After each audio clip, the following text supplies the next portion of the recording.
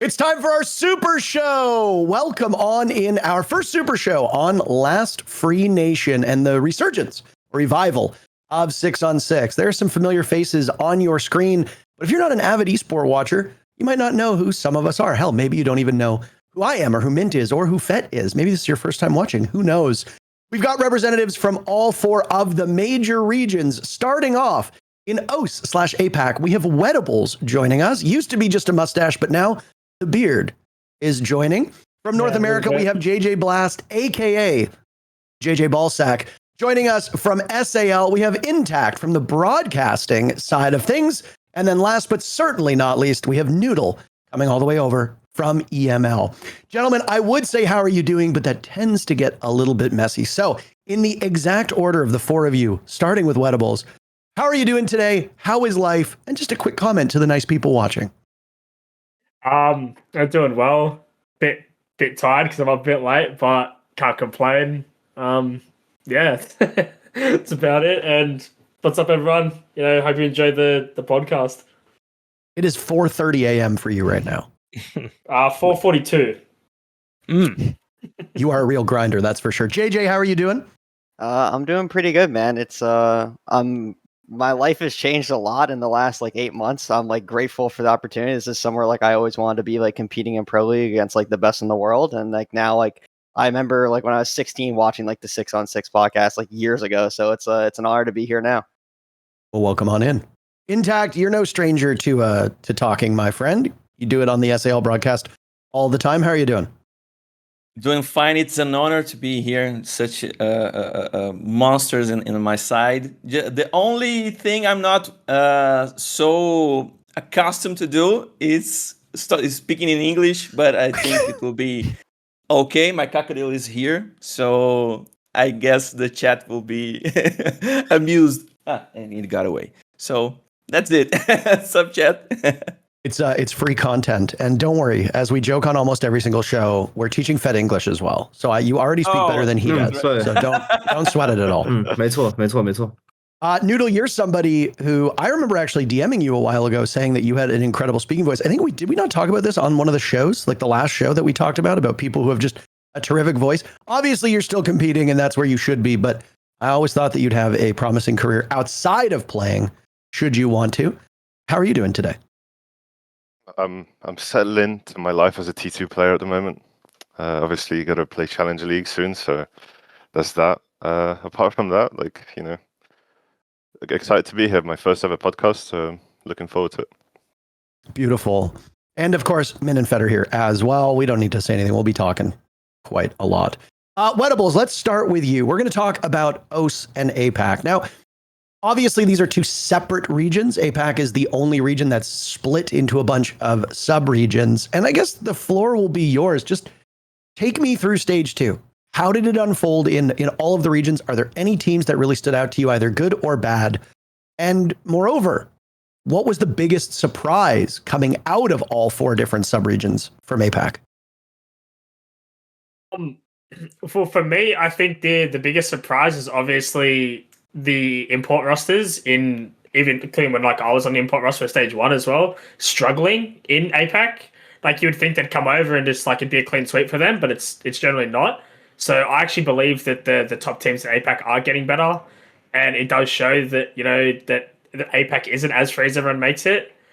But as a whole, I guess for APAC, there is still a lot of room for all 3 of the regions to grow, especially on the middle to lower tier, because obviously it's very, very top favored in all 3.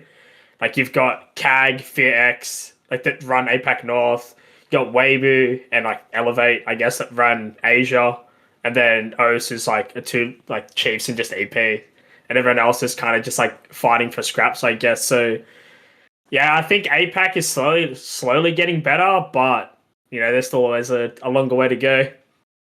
I'll let everybody else jump in here now, because as we just take a brief detour, because you brought up the import teams very quickly. I knew at some point it would come up, and it is a very hotly contested situation in the esport.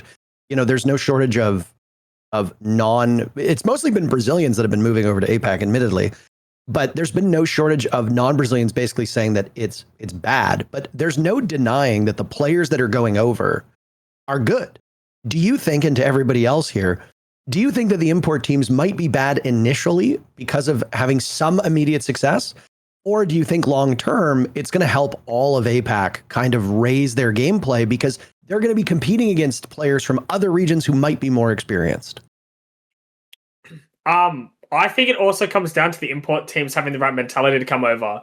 Because I think if you come over and you're an import team, you look at APAC as this free region, and you come over without the mentality of thinking this is APAC, they don't play your normal Siege. It's very like gunfight heavy. And if you don't come over with that mentality, like willing to take those gunfights, then unfortunately you're gonna get a big wake up call when you're in a game. Because you're gonna be like, oh, this is normal, but I just got swung and destroyed.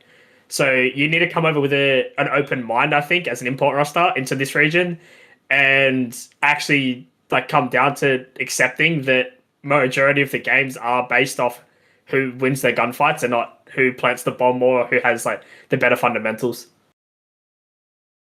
Gentlemen from other regions, I'm sure you have thoughts on imports. NA has obviously had very briefly an import team with Los coming in. I mean, EU has had import players from all over. You stole Stompin', which broke Fett's heart, for example. The only region that really hasn't seen a deluge of imports is Brazil, and that's because they're just so damn good. I don't honestly think there are teams that could go over that would make Brazil better as a region with how strong they are. But I mean, to your point about the mindset here, you've watched APAC more than we have. Obviously, only one import team ended up making it, and that was the D+ team. But what about the others? Do you think they elevated the level of play in their regions? Do you think it made teams like Weibo better, for example? Oh, 100%. I think like as soon as when I played stage 1 and I heard about these 2 import rosters coming over, I wanted to scrim them all the time because like it helps with us, our fundamentals. Like it should help every APAC team with their fundamentals. Like you should be like wanting to scrim them as much as you can because the teams that don't get the opportunity to go overseas and scrim these international teams, like they're coming here. You know, scrim them when you can. Like it's basically a gift to make you better, but then it also comes down to the way these APAC teams scrim. Like I have gone into many scrims where it's generally just a waste of time because all they're trying to do is clip farm, and that's what it feels like. Like I'll sit there and I'll like go into a scrim and I'll have like a big list of what my personal scrim goals are or my teams. And we'll focus on that, whether it's as simple as, you know, making sure our 3-2-1s are there, our crossfires are good. We're going to try plant like most rounds like this time. We're going to try end the rounds on the roam and focus on our roam game. Like we always go in with that. But a lot of these APAC teams, I think they just go in, rinse, repeat. They either win, they lose, and they go. I think that's the biggest thing with APAC and how the scrims go through. I wanted to bring up because talking about that, do you think it's more of an impact for like some of these kind of storied players to kind of go over there and get imported, or some of the coaches kind of over there? Because like to your point with like knowing how to practice correctly, we have, you know, that bleed roster had Meepy and Julio now and Furex, I believe it's Dark, I believe it is, right? Yeah. So we're getting more of these Brazilian teams over there and Brazilian coaches, which are all over NA right now as well. Do you think it's more of an impact to like kind of get, you know, some of the better coaches to kind of teach the game and like make sure not so much as teaches the game, not saying you guys don't know how to play the game, but like make sure scrims aren't a waste of time, right? Make sure there's kind of like like 100%. Like it comes down to, you know, getting the right coach and the right like environment for the coach. But like you can't bring over someone from like overseas and expect it to work. Mm-hmm. Look what happened with our team, and I still hate on like, you know, our coach when it happened, but look what happened to us. You know what I mean? Like as we got an import coach and it just didn't work. It was a steady decline. So you need to actually import the right coach with the right team and the right like team environment. I don't think you can just import anyone into a team and it work. It doesn't work. You can't just import a player and it works. It has to be the right thing, the right system. Everything about the team needs to be like right. Because my opinion in any team, doesn't matter what region, is the mentality and the team environment will carry you to a win. It doesn't matter how like good the 5 talent is as players. It doesn't matter how good the staff like support staff is. If the team environment, the team mentality, everything like that isn't right for like that team, you will never ever see results. Yeah, I also agree with that. Like, because Elevate brought me on when they had the tie roster with Onigiri. They brought me on as a guest analyst, and we went 0 for 8 on maps that group stage. So you were hanging out with us pretty quick. It was fucking rough, yeah. I was just lounging. I was lounging with Gab really quick. But to the point of like teams can't just come over and like dominate, I completely agree with that. Like I think that's one of the biggest reasons, and I'm actually happy to see like the lack of success of imports because I believe, regions should stay regional. I'm sure like everyone that's come over, especially like the players on lows, because now they're like having more success in Brazil, right? But they were like terrible in NA. Terrible in NA. And some Elevate was good in APAC, but they ended up like bagging and not making it. And then D plus obviously succeeded, but didn't end up actually winning the major qualifier. And I think that boils down to one thing, which is identity, right? I think so much, Siege is such a complicated game that so much of a team success comes down to nailing your identity. And the moment it becomes wavering is when you start to see shit go bad, right? So when you're a Brazilian team, or when you're an NA team, or when you're an EU team, you're scrimming against other Brazilian NA and EU teams. And then you come over, and now you're doing nothing but practicing against a different play style, a different meta, a different map pool, and a different set of good operators, right? And it's just like the success you have from your identity from your original region. That's what my theory was for Los, is that they always talked about, we came over and the play style was just so different, and we were struggling because we were so used to making up game plans to beat Brazilian teams, and now we're in NA and it's fucking everyone plays shields and plants the bomb. What the hell is that? Back when that was like a new thing. Right, so I think that's a huge part of it. I think that's also why APAC teams decline too, when like they have something unique. I don't know, Wettables, if you want to attest to this. Like for me, what I see is a lot of APAC teams when they have their Cinderella run, they have something really unique. They have their own identity, the really quirky gameplay style, and then they're like, we're good. Let's try to play some real fundamental default correct Siege. And they just go from being this special, unique APAC team to a low-tier global team. So fast because they just try to play like everyone else. But everyone else has been playing like everyone else for their whole lives. You can't just join in now and, expect to do well. Yeah. And that's also why I think within regions, the copies of teams do worse. Every stage there's a secondary DZ, there's a secondary SSG, there's a second team that's like tries to occupy that niche of slow or fast or whatever the fuck the top teams are the best at, that end up not making the major because there's someone out competing that niche of playstyle that the rest of the region has been practicing against and playing against for their entire lives. So I think identity is a huge part of why these imports don't do that well. I'm curious to hear what you guys think of that. Yeah, I think it's very important we address the mentality of the teams and the regions also, because, for example, I had a really special opportunity to coach the Team Secret Tier 2 team, the Secret Academy. I'm friends with Twister, and it was really interesting to see how the Tier 2 players on Europe thinks and plays and thinks about the game. So as I try to explain about the split theory, things which is very common in Brazil, they complain about, they didn't like to play. And I think mostly the coaches that do the travel, I think they need to respect the mentality of the team and the region as well. So it's not about implement what you think it's right. It's about whether the team is ready or responsive or not to this type of gameplay.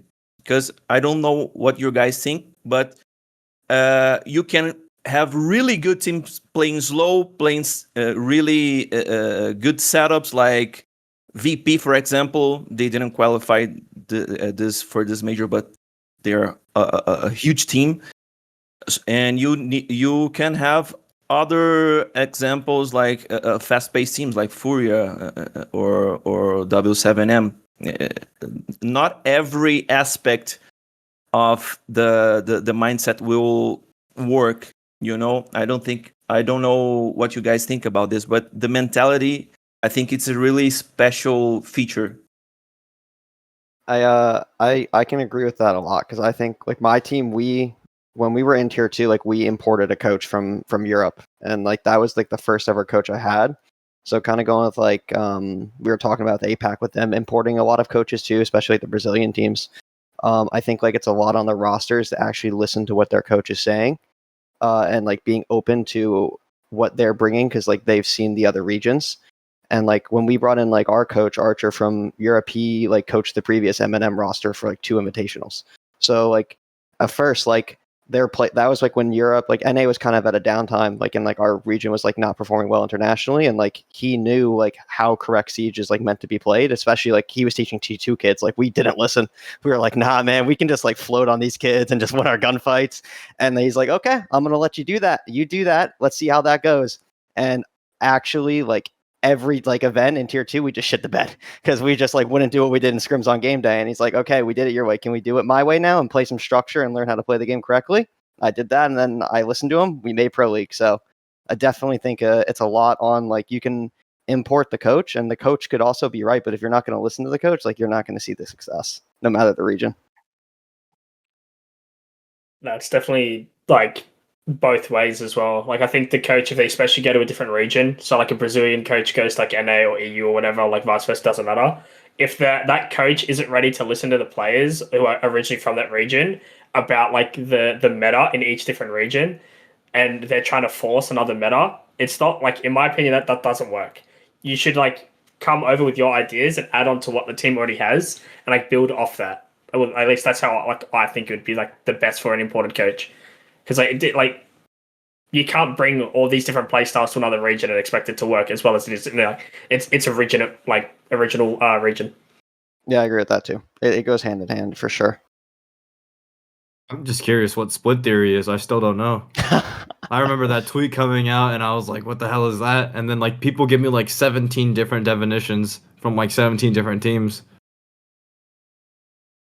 Let me jump in here just for a second, because I mean, Mint, you literally have coached and you've talked about coaching before. And actually there was a good Twitter thread about why does NA just not have good coaches a couple days ago. I think JJ, you saw it as well.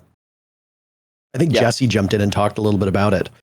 But I having no experience playing at the top level, obviously can't speak to what a coach will bring to a team if you import a coach with a different mindset. But we have always consistently seen every region have their own way to approach Siege. For a lot of APAC's identity, you know, we like the other 3 regions would kind of like look down on APAC and be like, oh, well, why are they playing Shield? Shields aren't good right now. Why are they playing Finka? Finka's not good right now. Why are they playing Capitao and Gridlock? These are silly operators that aren't in the meta. Why are they not just playing more standard stuff like Zofia or Mute or whatever?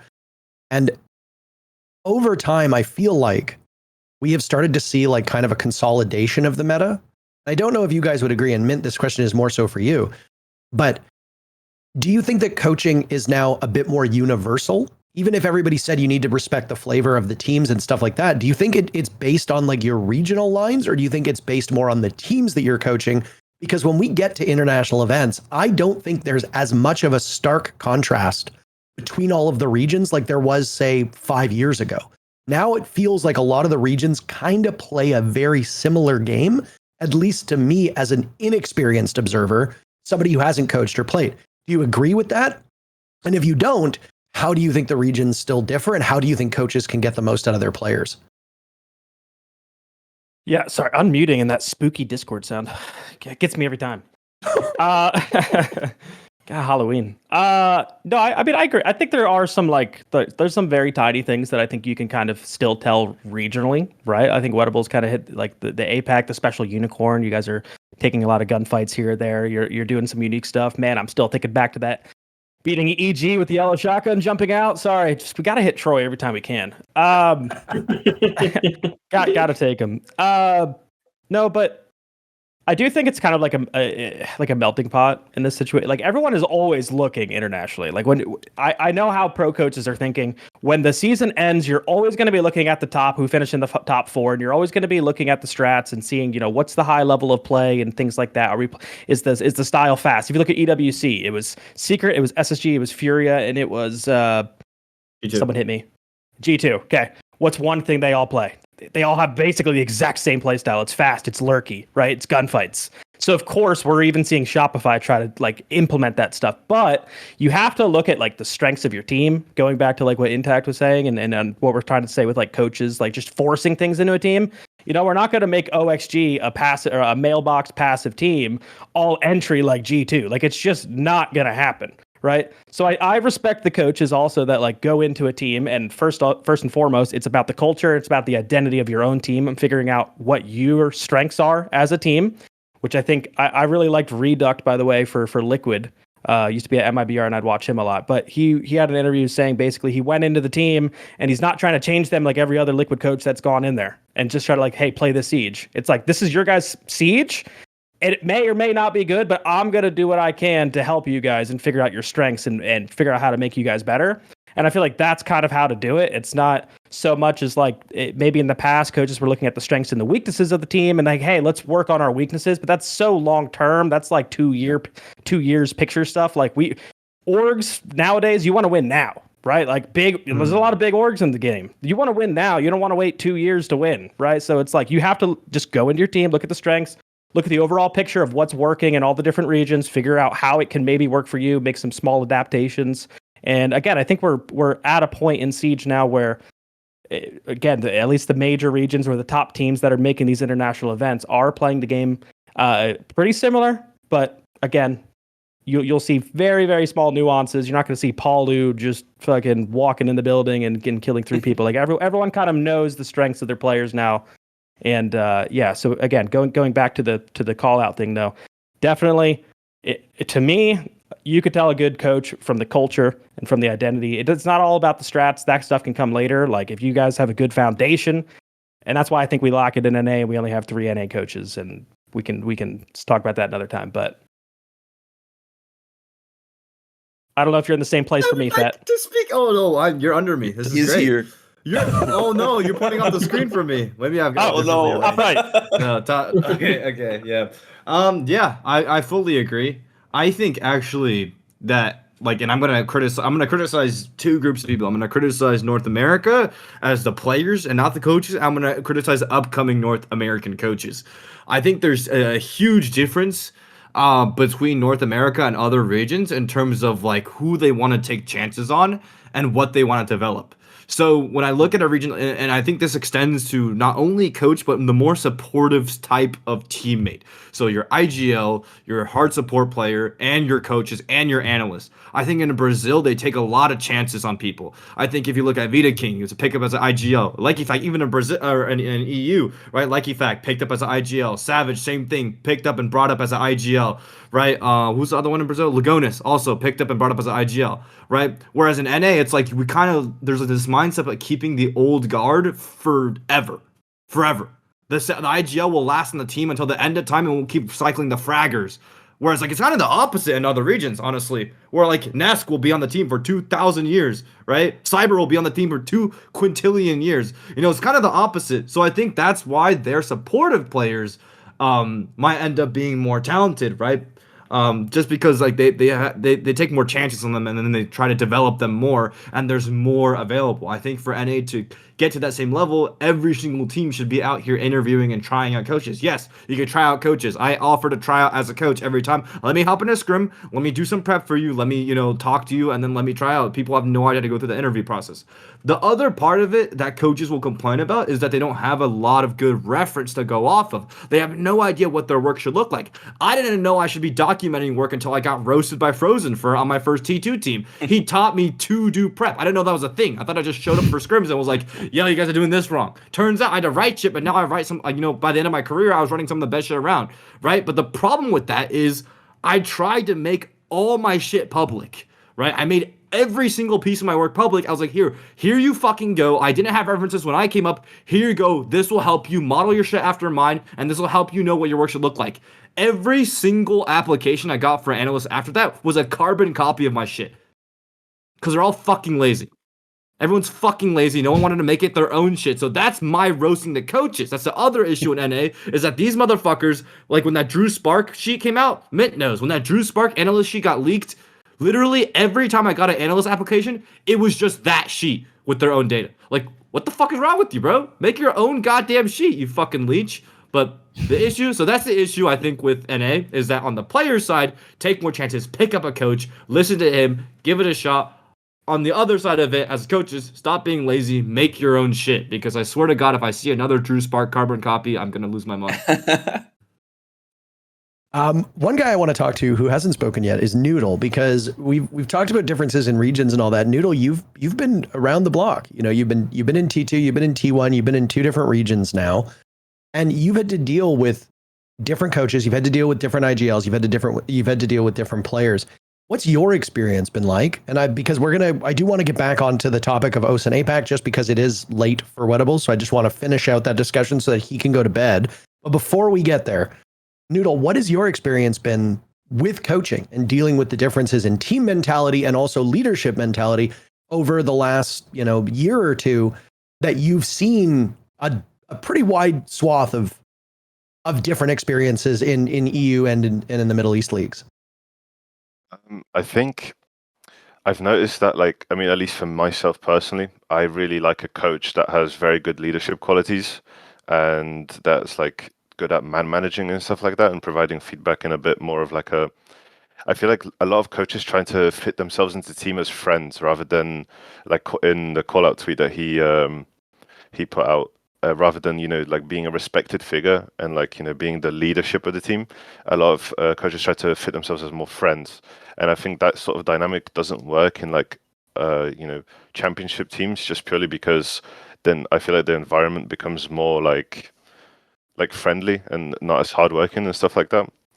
I've noticed that over my different regions of teams, I think the work ethic changes quite a lot. So for example, when I was in MENA and GK, the work ethic there was a bit questionable, to say the least.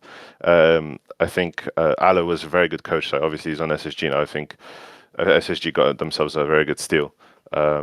He was trying to he was trying to be a very good and respected leader, and that was kind of diminished by the players, just because the players didn't want to work as much, unfortunately. And then on Amati, for example, the Amati was completely different. It was more of a sort of open discussion, but very hard-working place. Everyone, had a voice. Everyone was listened to and stuff like that, and everyone was just putting in their sort of voice into it. Whereas now in EU, I feel like I don't know. I don't see much of a difference apart from just the way people work, rather the structure of the days and stuff like that. I think it's funny that you mentioned that about the coaching mentality, because this has been something that was talked about, oh my God, 2018. I remember having a conversation with a couple different coaches, and basically the thought process at the time was that a lot of them were just check stealers.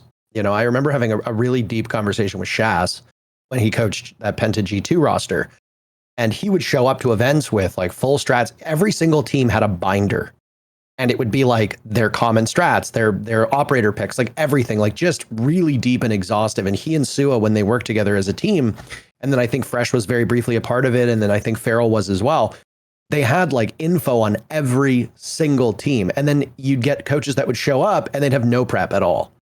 And they'd have a couple pages of printouts of what the defense should look like on a map, and that was it. And I always kind of found it funny in esports that coaches were not taken more seriously. Coming from a traditional sports viewpoint, coaches are usually the last people who get fired, right? Usually you move the team and you keep the coach unless you think the coach is the problem. Whereas in esports, it's coaches are gone immediately. And it's very hard for us to know who is effectively coaching, who is just a check stealer, who wants to be friends. I think it's very important, and I think this was brought up in the Twitter thread as well, that one of the greatest skills that a coach in esports can have is understanding that you are leading 5 young men who need guidance in their life. A lot of esports players don't have a lot of experience outside of the game, right? A lot of them, they went to high school. Some of them dropped out of high school to be an esport player full time. Some of them barely graduated high school. They haven't really worked a lot of jobs. They probably don't have a lot of real life experience. A lot of them have not traveled. The stories about players needing to get passports just to go to events because they've never traveled before is quite high. And I think being somebody's friend is important. But I think, to your point, one of the greatest strengths that a coach can show is being a father figure for a team. And it's incredibly important, not just from a coaching perspective, but also just from like a player development perspective, because you got a lot of kids that don't really have a lot of experience. They're going to get frustrated. You're not going to win every single game. There's going to be egos at play. You know, you mentioned work ethic. That's another one too. If these players are just naturally gifted and they've never really had to grind, now all of a sudden the work ethic might be poor. And now you need to tell, you know, a couple people on the team, hey, you got to buckle down. You got to show some discipline. Those players aren't going to like that. And they're not going to respect you if they see you as a friend and not like an actual leader. So it's always kind of confused me why coaches don't have more prominence in esports, at least in our esport. But I mean, when I look at guys like Mint, for example, Mint, you bring leadership qualities because you are older. When I look at somebody like Fett, I know you have a lot of real life experience, but I don't see you having that same, I'm old as hell, you're going to listen to what I say, I've worked real jobs like Mint has. I see you as being somebody who's there for them on a strategic element to get the most out of your players. And you certainly did. Both of you won majors. So obviously your coaching style works. I guess last comments before we move back to Wettables here. What is your preference in a coach? The four of you, because Intact, you obviously used to play. What is your preference? Let's start with Intact. From a coach, do you want somebody who focuses more on the strategy, or do you want somebody who focuses more on the personal and all of what comes outside of the server? I really like when the coach has a background on competitive, you know, so they know how to do the drill, they know to make a game plan, and for me, what's most important, it's how to make a game plan, because you take this responsibility out of the shoulder of the players, and they only have to think about the game. Only has to think about the preparation. So for me, it's always been about how to build and how to make a really good preparation for specific kind of games like playoffs and stuff. Obviously, we can't remove the human part of the coach job. It's really important for you to have the guy who knows how to speak, how to gather the people around. But I was speaking with Julio when he entered Falcons, and he said, man, I'm the man for this job, because who else is going to have the guts to point out the wrongs on Shaiko, for example? And I think this is what most coaches lack, is the confidence to point out with huge references like Shaiko, like Likefek, or Brazilians like Cyber, Vita King. You need to have the guts to tell your player what he's doing wrong, or even how dumb they played in specific areas. So I think this is the most important thing in a coach. And when I played in 2018, we had most emotional coaches. Like, it didn't have more specific tactics. It's like, no, we got this. It's more like a speech thing, you know. And I don't think this work very much. I think we have coaches today that only does this, only does the speech motivational things, and I think it lacks a lot. Mostly, and now that players are retiring, and we have coaches who were IGLs back in the day, I think this is the gold. This is the diamond, because in a pause, in a tactical pause, the coach can change all the game plan. If he sees that what's happening wrong, he can say, no, we can do this, he can do that, we can do this, and he can change all the game in 45 to 50 seconds. So I think this is the most important thing a coach or the team will aim in a coach. I'm going to let JJ jump in right next, but the one thing that you touched on that I think is kind of funny is something we've talked about as casters a lot, is you'll hear like Fabian or somebody who's had a playing background jump in as a coach in a timeout at LAN events when we can hear what they say, and I'll be like, guys, they're doing this, they're bringing these ops, we need to do this, we need to go to this site, this is what we need to do, yada yada. And then you'll hear certain coaches, I'm not going to name any of them, but you hear certain coaches who are like, guys, like, we need to wake up. You're too quiet. Like, you need to speak more. You need, like, we need to You've get the got energy this. up. Like, you got this, guys. And it's just like, I appreciate that there's like a pep talk that happens here. But like, I guess I can now turn this into a question. JJ, do those pep talks that coaches give really do anything? Or is it mostly just somebody who's a little bit out of their element trying to, turn the ship around without really knowing how to do that? I think that's team dependent. Like on my team, like I'll call people out right away. Like I can identify that right away if like we're losing because we're just not problem solving. We're not talking. Like there's that clip, I think it was last year Invitational, like when the Falcons BDS roster, like Licky Fack was chewing out his team because they were in like he's like, what are we doing? Like no one's talking, like we're quiet, like that stuff. I think like I personally think that's like on the IGL. The IGL is gonna know that right away. So like if like my coach calls a timeout, he's calling a timeout purely to say like, okay, your play style is not working. They're doing this. We need to switch up like inside the game stuff. And there's even times like I think like the IGL and the coach need to be on the same page because there's a lot of times like after the game's over, my coach would be like, yeah, I was gonna call a timeout here, but you were telling them everything I was gonna like say. So like we're good. Like we don't need to use it there. I'm saving it for like 7-7. So I agree there. And then like to go like to the overarching question. I would say like I'm very like young in my like professional career now and like even having coaches. Like Archer is my first like real coach I've had. Like I'm still learning what I even want in a coach because when I was like an underage or like a new T2 player and everything, I was a little prick. I thought I knew everything. I was like, why do I need a fucking coach? He's going to steal my prize money. Like I already know the game better than him. Like why is he here? Like I know what I'm doing right. And then I like finally get the coach, and I had that little story earlier, like how like no, like I even got a good coach on my team who knew what he was doing. Like he got teams to international events, and I'm like, no, I still know what I'm doing better than you. So and now like I'll be very honest and like inside the interworkings of my team, like I think Archer was like very good for what we needed right when he got here because he knew like the strategic aspect of the game and how to be fundamentally like a pro league caliber team, and that was what we needed most at the time. But now like. And so like in that, like working, like we brought up like coaches being friends, like I'll admit like Archer's became like, he had become like a friend on our team. Like we didn't honestly like respect him as a coach. It's more of like, he was like the sixth man who was teaching us how to play strategically. So like, that was great. I think that like established the floor for us when we were in Challenger League and now like initially in Pro League to play structured in Pro League. But now like we just like, we've had our meetings in the off season, like, okay, that needs to change. That you can't be our friend anymore. You need to like hold us accountable and like, be a hard ass to us because like we understand strategically what to do now. The issue is like what we think our biggest issues are coming from like work ethic and like preparing correctly and being like an actual team with a culture and everything. So I think I'm definitely like kind of I think once you get to that level in Pro League where you start to have more experience, I do think the SSG system where like they are just like they have a team culture and they have a formula.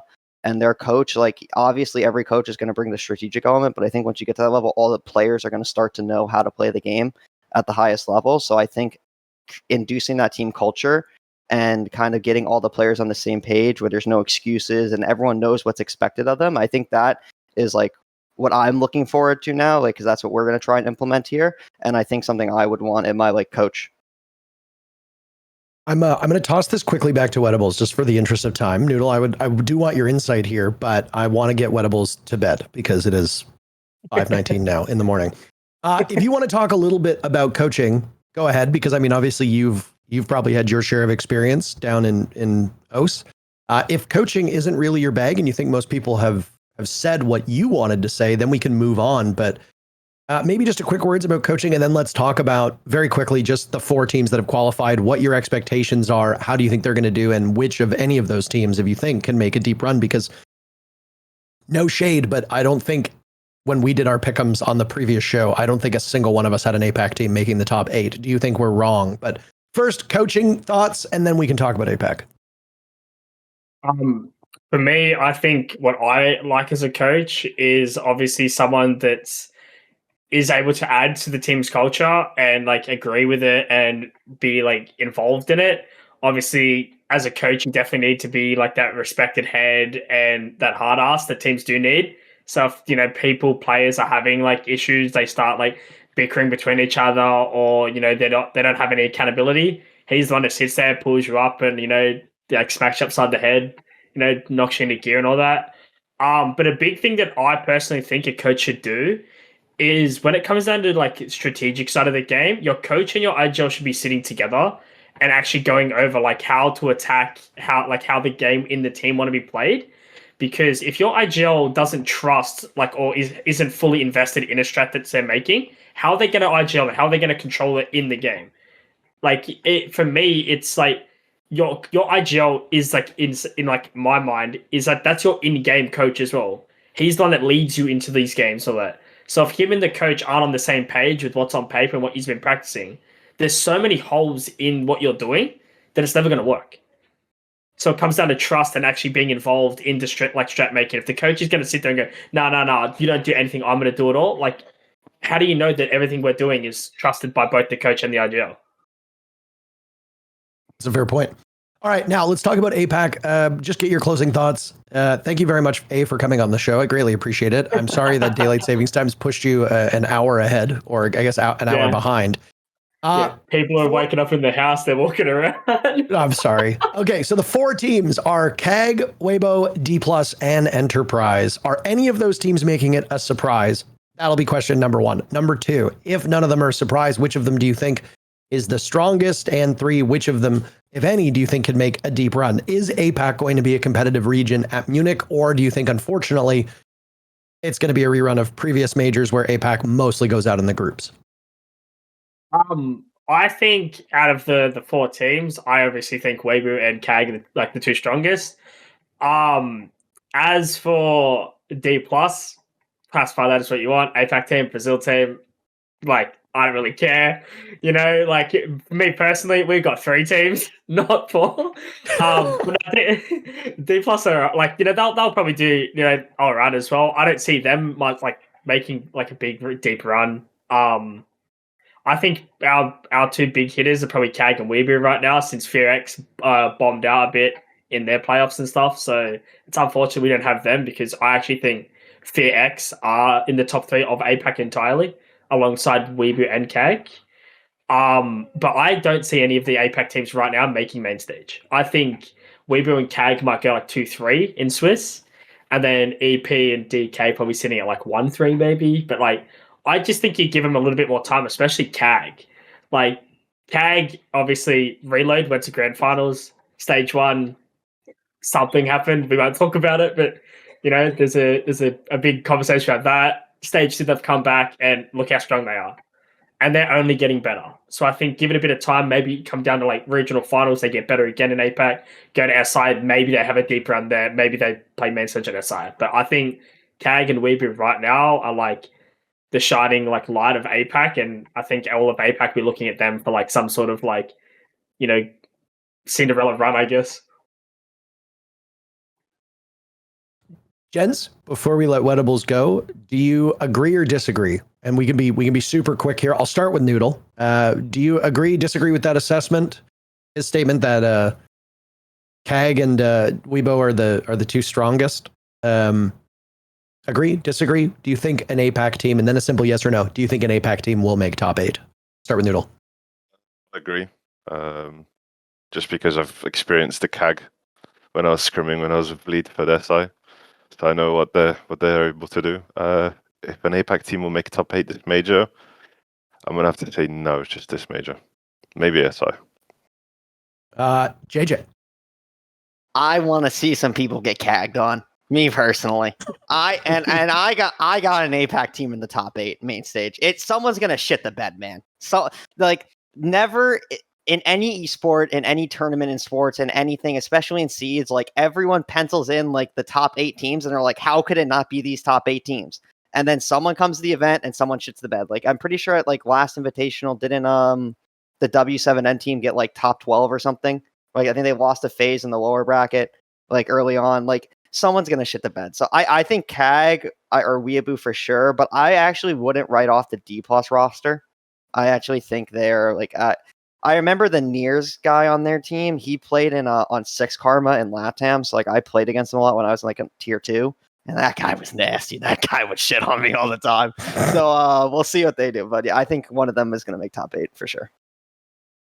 And wrapping up that conversation on players from your home region, do you feel the same intact about D+, or do you agree that it's CAG and Weebos to lose for APAC?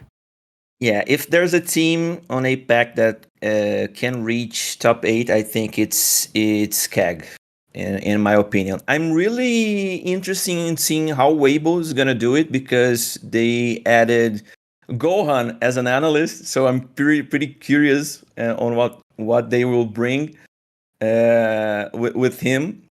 And D+, we have a lot of very well-known players, but I think they are still a step behind on Brazilian players related, so I don't think they will reach. I am cheering for them, obviously, but I don't think they will reach top 8. I mean, you've got some pretty heavy hitters on it, right? Like Levy or Levi, depending on how you pronounce his name. Like, he won a major. Yeah. He won that Mexico major. Like, you've got Bullet on that team, who I believe he won with Team Liquid in Atlantic City. Was he on that roster? It's a long time ago. No, didn't he win with FaZe in Sweden? I think it was. Yeah, Bullet won with FaZe, with Astro, I think KDS. This roster, but the feeling in Brazil about this team, I guess I speak for my region here, is like they are old icons, like they are pre-retired players, so like Neymar is doing right now. They play good, but their time is coming, I think. Their time to retire is coming. I don't know if you guys agree on that. Maybe I'm too harsh, but that's the feeling that we're getting. Maybe they will surprise. I hope so.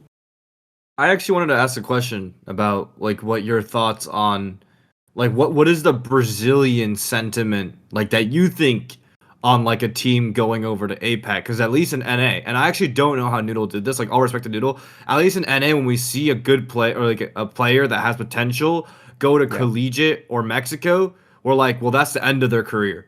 So actually, lots of respect to nudl, because like nudl's now played in EML, and unfortunately with the result of this stage, but still, like you got out of it. It was just crazy to me.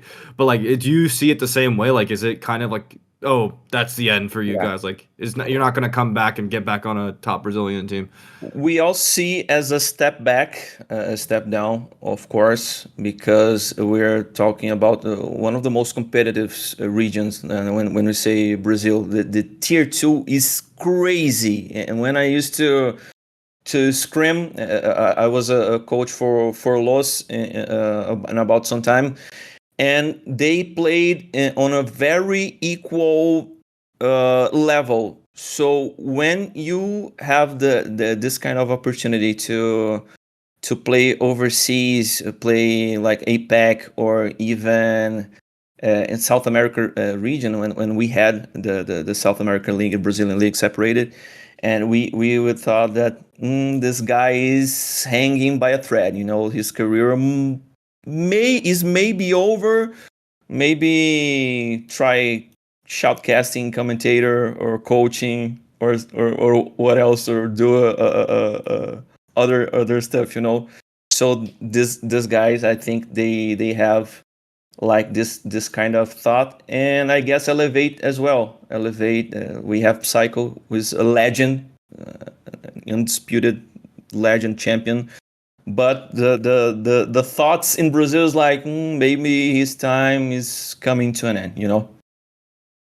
I think it's funny that Wettables categorically ruled out any APAC team making top 8, and then everybody else kind of gave hope. It's like only he's allowed to shit on his region. Everybody else has to be like semi-positive about it. You have to think, I scrim them, I see it in the flesh, like I can see the behind the scenes. So Weibo number 1. That's all I'll say. Weibo's winning the whole event if it's not M80. You only put M80 on your pick'ems. You literally didn't put any other teams on your pick'ems. I'll put Weibo next. That's a valid pick. That's a valid pick. I believe in Honcold. Listen, I'm gonna be there, and I'm gonna just scream to Reaps in Chinese, and no one will know. No one will know, and then he'll win. That's basically like wall hacks, right? No one will know. For North American fans, and I guess even European fans as well, the way that I have always seen teams going over to APAC is very similar to what like recently happened with like Messi coming over to like MLS. Like you played in the top league, you made all your money, you won everything you needed.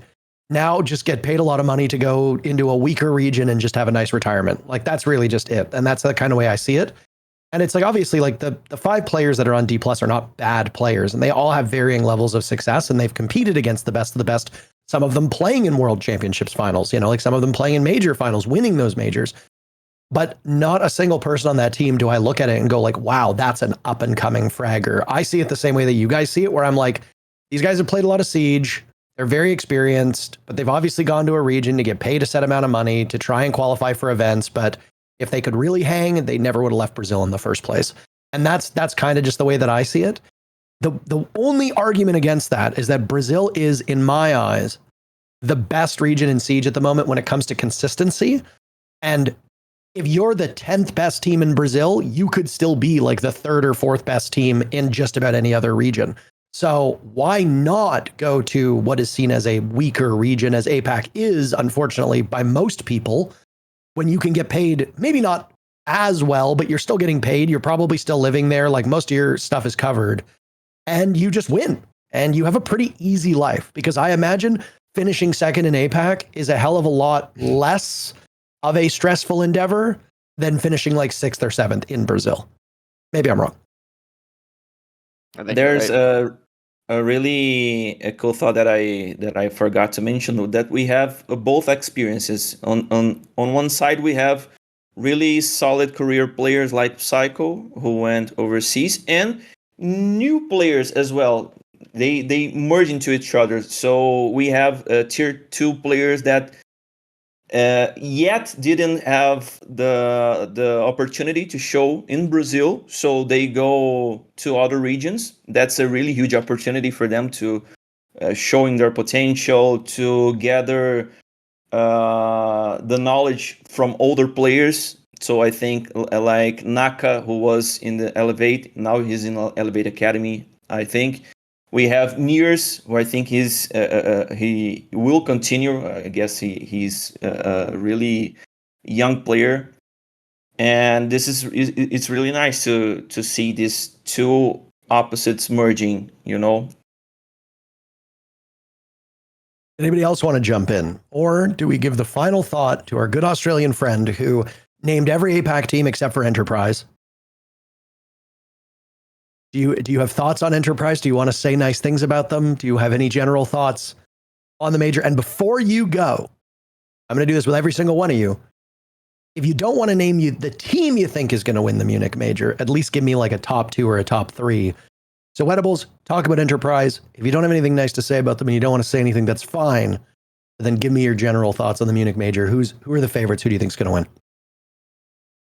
Like I believe in the boys of Enterprise. I think the main thing for them is just nerves. Like they're all young players except Fish. Like, you know, Fish was with, you know, us when we were going to events. So it's like Fish will be able to show this leadership as long as like as well, you know, as well as Mingren. Like he'll help them with like their nerves and all that. But I think it comes up to the 4 young gunners to actually like control their nerves and actually like not freak out when they verse bigger names.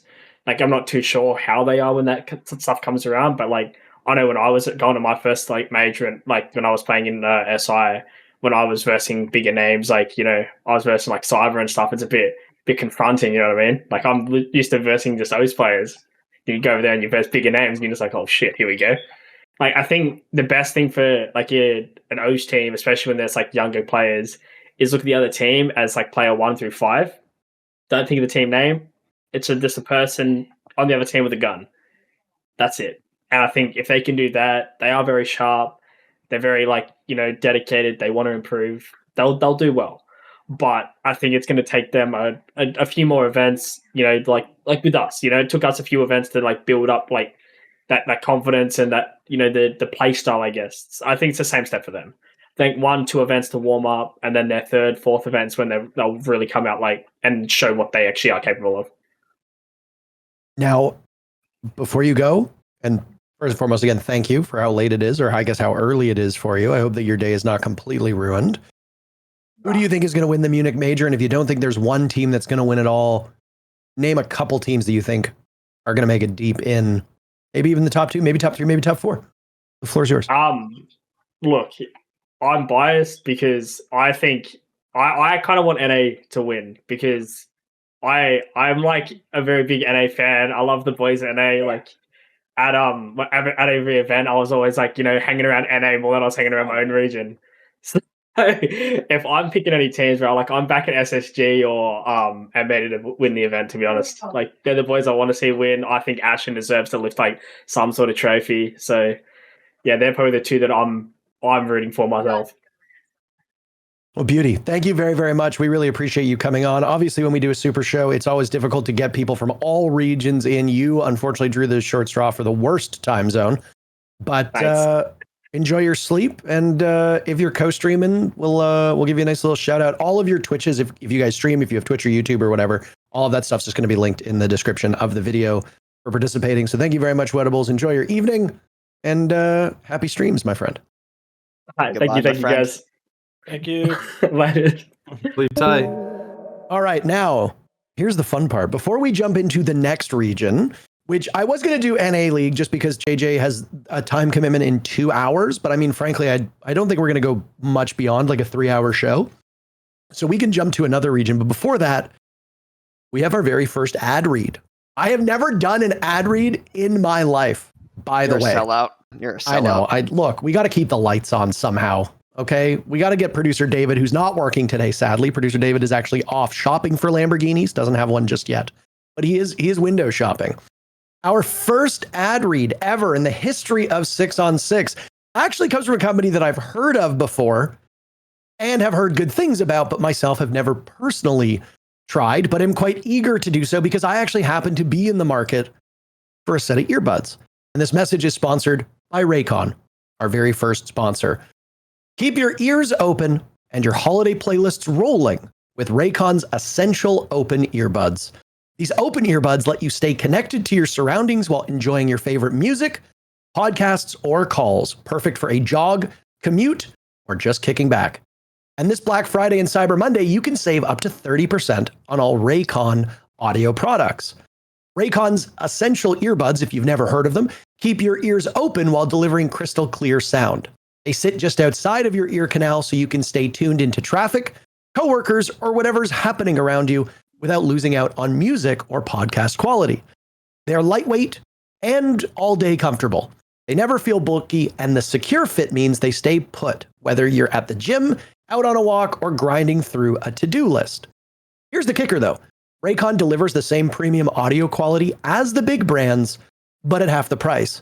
Add in over 3 million happy customers and a 30-day happiness guarantee, and there's zero reason to overpay. The open ear design is breathable. It delivers comfort, safety, and immersive audio while keeping you aware. The multi-angular hook provides a rotating ear hook, which ensures a secure, personalized fit for any activity. They're lightweight, with a flexible ear hook that adapts to any ear for all-day comfort and awareness, which for me actually is a huge deal because I don't know if I have small ears or big ears, but every earbud I use always falls out. I am never able to find one that's actually comfortable, so that is a nice point for me. You can connect to multiple devices and switch seamlessly without hassle, and it is an 8-hour battery life for the earbuds with a 36-hour case, which gives you days of nonstop listening. I'm going to be picking up a pair. You should as well.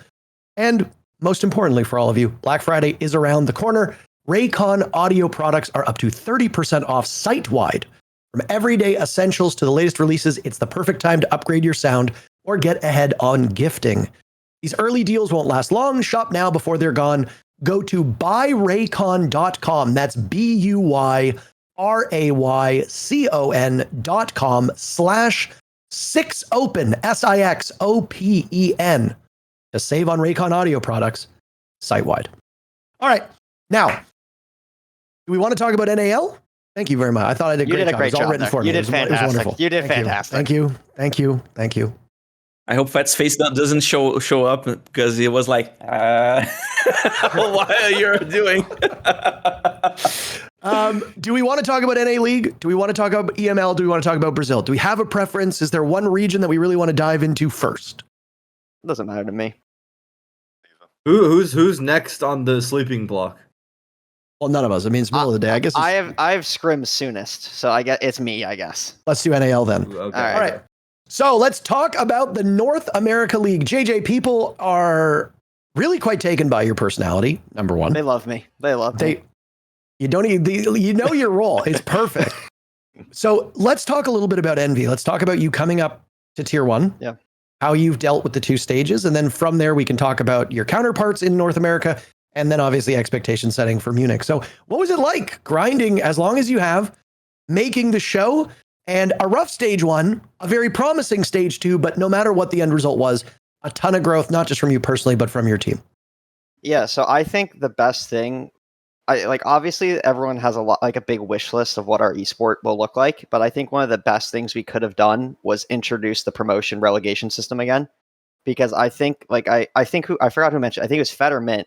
One of you said that in NA Week we don't get rid of IGLs, right? We the same IGLs have been in NA Pro League for years and years and years. Not saying they're bad, but we've had the same IGLs forever. So a player like myself, I had no hope of ever getting picked up. One, I probably didn't deserve it. I was bad. But 2, people just don't drop their IGLs.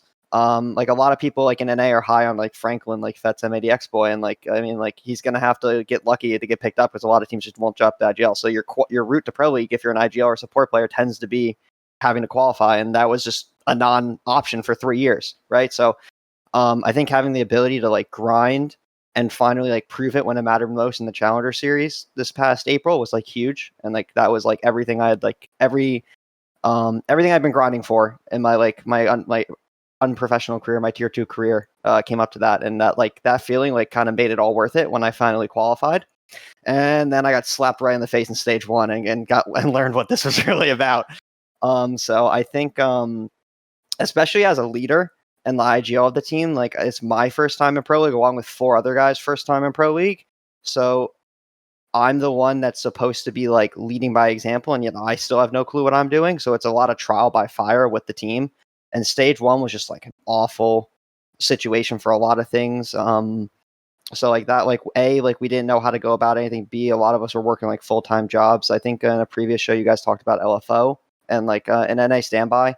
What they went through, we experienced some similar things during that first stage.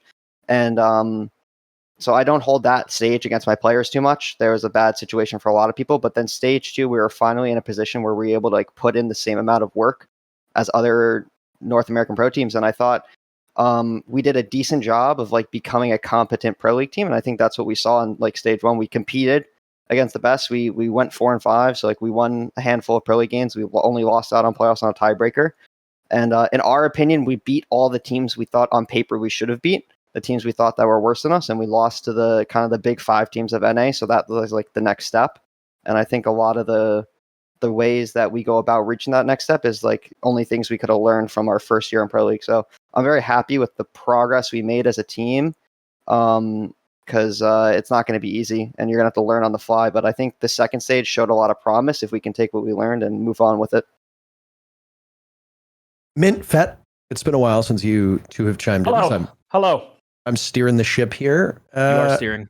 Both of you co-streamed most of the NA games. You got to see JJBlazt and his cohorts grow. From coaching perspectives, what did you guys see in the difference from Envy at the tail end of stage 2 that you didn't see in stage 1? So I was very happy. I love watching new teams come up. I love rooting for the underdogs, and I also did say JJ where you touched on it, which is a great point. IGLs do not get a chance in the league. We are going to ride and die with our 50-year-old quarterbacks, aka IGLs, until the wheels fall off. And then at that point you start questioning the leadership, and hey, see you later. Now I'm out of DZ. So anyway, eventually it all comes around. But for me, for you guys, because I even made prediction videos on it and stuff like that. You said it. Stage 1 for you was the wake up call. It's okay, we got to work harder. And stage 2, my big point for you guys was because when I watch NA and the bottom of NA, you need to see identity. I could tell you the big five. Like, I know their identity perfectly, right? They all lean into it so well too. And usually it's like T2 teams and lower tier 1 teams. They don't have an identity. I still watch Standby and I have no idea what the roles are. I have no idea what they're trying to do in the game, right? But when I watched Envy this stage, I was impressed. Like, I clearly saw the vision. The pickup of Aiden, even though you guys said there's no roster changes, the pickup of Aiden I think was great for you guys in fixing a lot of your roles. And I could clearly see the identity. Archer, it seems like was definitely putting in a lot more work too, stage 2 strategically for you guys as well. Like, you figured out the way you guys wanted to play the game. So for me, it was your identity. It was actually figuring out who you guys want to be. So now it's like fixing the consistency, and that would have been my question for you. You kind of touched on it, but I'd be still kind of curious to hear, like, what's your roadmap for the next year? Because now you guys kind of have how you want to play the game. You as an IGL figuring out how to prep and strat. You said you basically know like how the games, the meta is working like now, but it's like, how are you gonna get yourself into the top, say, 6 now? Like, how are you guys going to actually take down the Titans? Because you guys were really fucking close. You can swear, right? You're That's right. allowed to swear. Really fucking close, especially the Shopify game. I look back on that one on Lair. I know. I'm so sorry. I was rooting for you guys so hard, especially the Shopify game. You're You guys awful were fraud. so close, and usually I just chalk it up to like younger players never being in that moment before and knowing how to close out games. But I'd be curious to hear your thoughts. I guess, your roadmap for the next year. I can answer that quickly. I put it in a 2-part process. While you say you think like I will say the Aiden pickup helped our roles and our system a lot, but I still feel like we didn't have a true identity inside of our team. I thought we established a very good floor of just being a competent team in Pro League, but I don't think we like ever truly got to the point, because we had a month. We had like 4 weeks to pick up Aiden and then just establish going from the awfulness of stage 1 to just being competent in stage 2. So like everything was fast tracked and just to be like competitive. So like I think our now goal is like we still didn't even have hard roles. A lot of things were situational. Like if Rival liked being the buck below on this map, he played the buck below. But if like Snake preferred being the Deimos lurk below on this map, he played it. And then there are sometimes where Rival is on shield, and there's sometimes where Aiden was on shields. And like our next goal is going to be like consistently like making everything an identity inside the team, inside the workings of like making sure things are consistent, people know their roles and their jobs, because I feel like that showed a lot in our entry stats too. Like we were really bad on entry because like we just didn't have a player or two that were like committed to that. It was just like ring around the rosy. And then 2, I would say, is the mental barrier of coming from tier 2 with rookies and like actually performing versus those big 5 teams. Because when I was playing against, throw Cruelty out stage 2, like whatever. When I was playing Standby, Wildcard, and Cloud9, when I loaded into the lobby versus those guys, there is no mental barrier versus them because I had been playing against those guys in tier 2 for years. Everyone on Standby just came from tier 2, right? And like, or like they were on the bottom tier of LG. Everyone on Wildcard, I teamed with Spiker when we were both like 16. I played against him when he was an underager. Same with like Bay, he was in Challenger League when I was playing there. And like Baby Shark's a rookie, and even Cloud9, Silent, Kobe Lax, Giddy, I played against them all in Challenger League, right? Like there's no, like when we play against them, like, yeah, we know these guys were better than them. But like I could definitely tell, even though no one admitted it, when we were playing like SSG and like M80, people were shitting bricks, bro. There's too much respect being given. And like I will say, we'll hint to my preview for Munich, those 2 teams are like so hard to play against. For so many reasons, but I think like the biggest step moving forward is like truly like breaking that barrier to like there's no difference mentally between those 2 teams, because I think whether people admit it or not, they definitely you could tell the teams we thought internally we knew we were better than, we came out and beat, and then the teams that like it was questionable, like we struggled versus. And like you kind of saw that in the SR game that Mint mentioned, like we were right there, we were competing, and then it's like holy shit, we can do this, and then it's like, oh, poof, fell right down. So those are probably my 2 biggest things. Yeah, that's why I told you at the very beginning of the stage, my first thing I said to you was like, these teams are not as good as you think. But it's like, it's much easier said than done. But also like this, I feel you on that, because the first time, like it is AIDS, the first time you play against a team that is the best in their identity and niche. And like, it's something you've never touched against a tier 2 because they just don't have that level of cohesion. Like the first time my team went up against DZ, dude, what the fuck? Like they literally just do nothing for the entire round and they hit a perfect execute, and anytime we try to do anything we just get picked off by NJR holding an angle for the Don't go near a window. Yeah, exactly. NJR got me every time. Don't go Fucking near it. AIDS. Stay away. It's so AIDS, but then like you get more used to it. I think that's what it is like it's just you build the experience over time, especially like I respect you a lot more than what I did, which is just like the roster got blew up for me and I just got to like build from scratch, right? But like you're doing what basically Twister did, which is like a team like Team Secret, which is built off a bunch of rookies and the people that are up and coming, and they just stuck together and they got better slowly and surely every single stage, and they had to make a couple roster moves here and there. Same thing with W7M/Furia, right? Relegations team with Herds and K's on it, I believe. I think both of them were on that team when they were literally about to get knocked out of the league. And they slowly but surely, couple roster moves here, couple roster moves there, improve. Bang, best team in Siege history, right? So I think this is the tough road, but that's the road you make when you're carrying a team forward. I will say, like, because I'll tell you right now, like, I had a couple when I built my team, I knew that was my last stage of Pro League. I had to go for it now or never. I couldn't build for the long term. So I had a couple requirements. One of those requirements was the players on the team had to have had top 8 stage experience. And the other requirement is I could only have max 1 rookie. There was a variant of the team that had 2 rookies, and I had to drop 1 because I had to have max 1 rookie. Everyone else had to have had stage experience, top 8 stage experience, and that's how I knew I could achieve success as fast as possible. So that was my hard barriers. So, you know, all respect to you. And I also think, like, it's just rough knowing you're almost there, because I'm going to be real, like, I was there too. That first stage, Beast Coast 123, we lost all 3 of our BO3s to make the major. So then the next stage, when we shit the bed, and then Wildcard did the same thing, Spiker came up to me like, yo, pick up my team. We're almost there. We're almost there. I was like, dude, I've been almost there. You're not making it. They didn't make it. The next stage after there too, right? It's like, so there's different stages, like being within that bottom half, then being better than all the bottom half, but not better than any of the top half, then getting into that top half, I think is 3 different stages, and I think it's a journey. It's a grind. Yeah. It's a grind.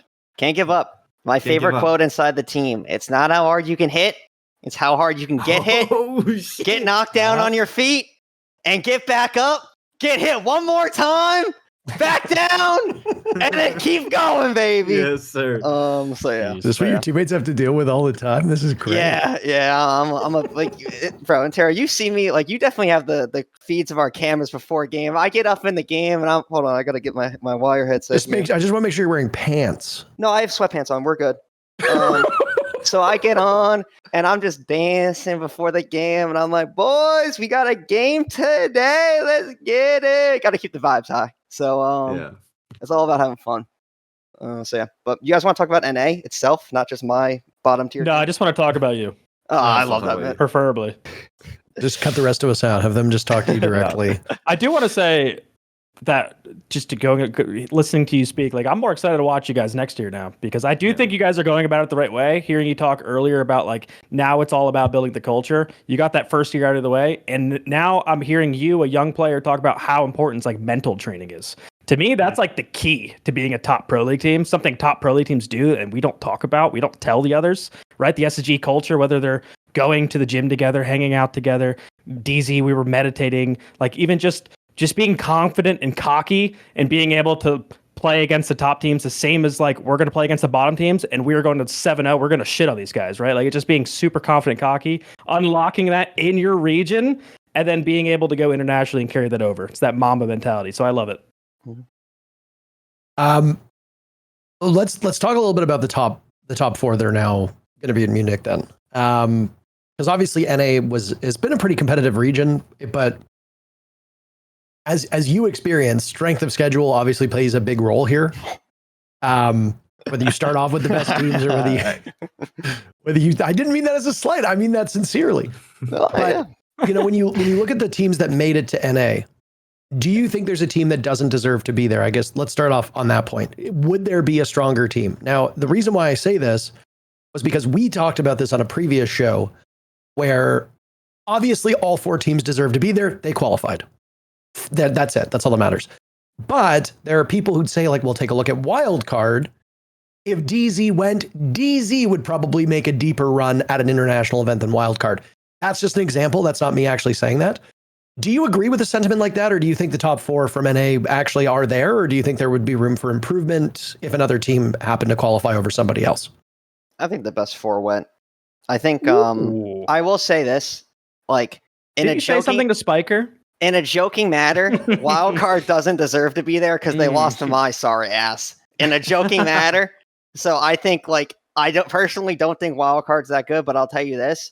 DZ did not look good at all this stage. Any of like the good teams will tell you that.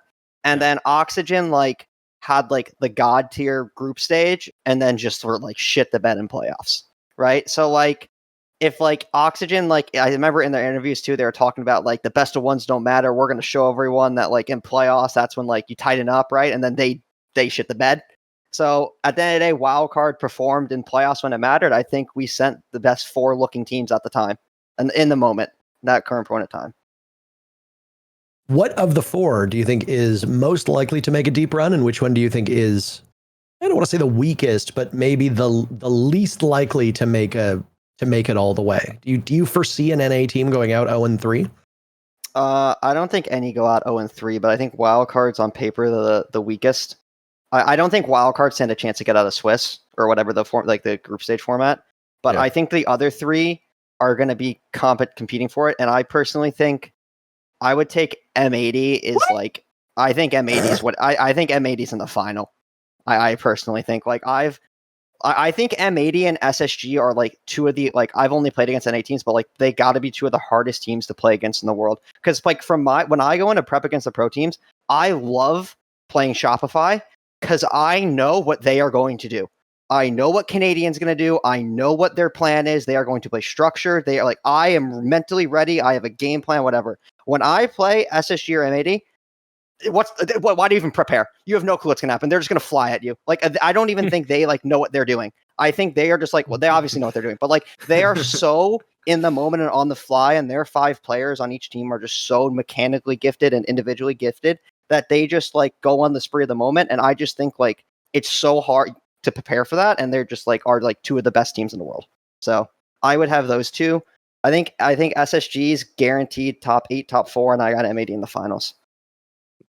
Let me Fett, unless you want to talk about M80 because I know that you were their biggest fan. Yeah. I do want to bring in the other 2 because I'd like some outside perspective here on what North America looks like. I don't know nudl or Intact if you guys have spent a lot of time watching NA this stage, but if you have, let's actually start with nudl because I feel badly. I put you at the end of a lot of the time with the talking list.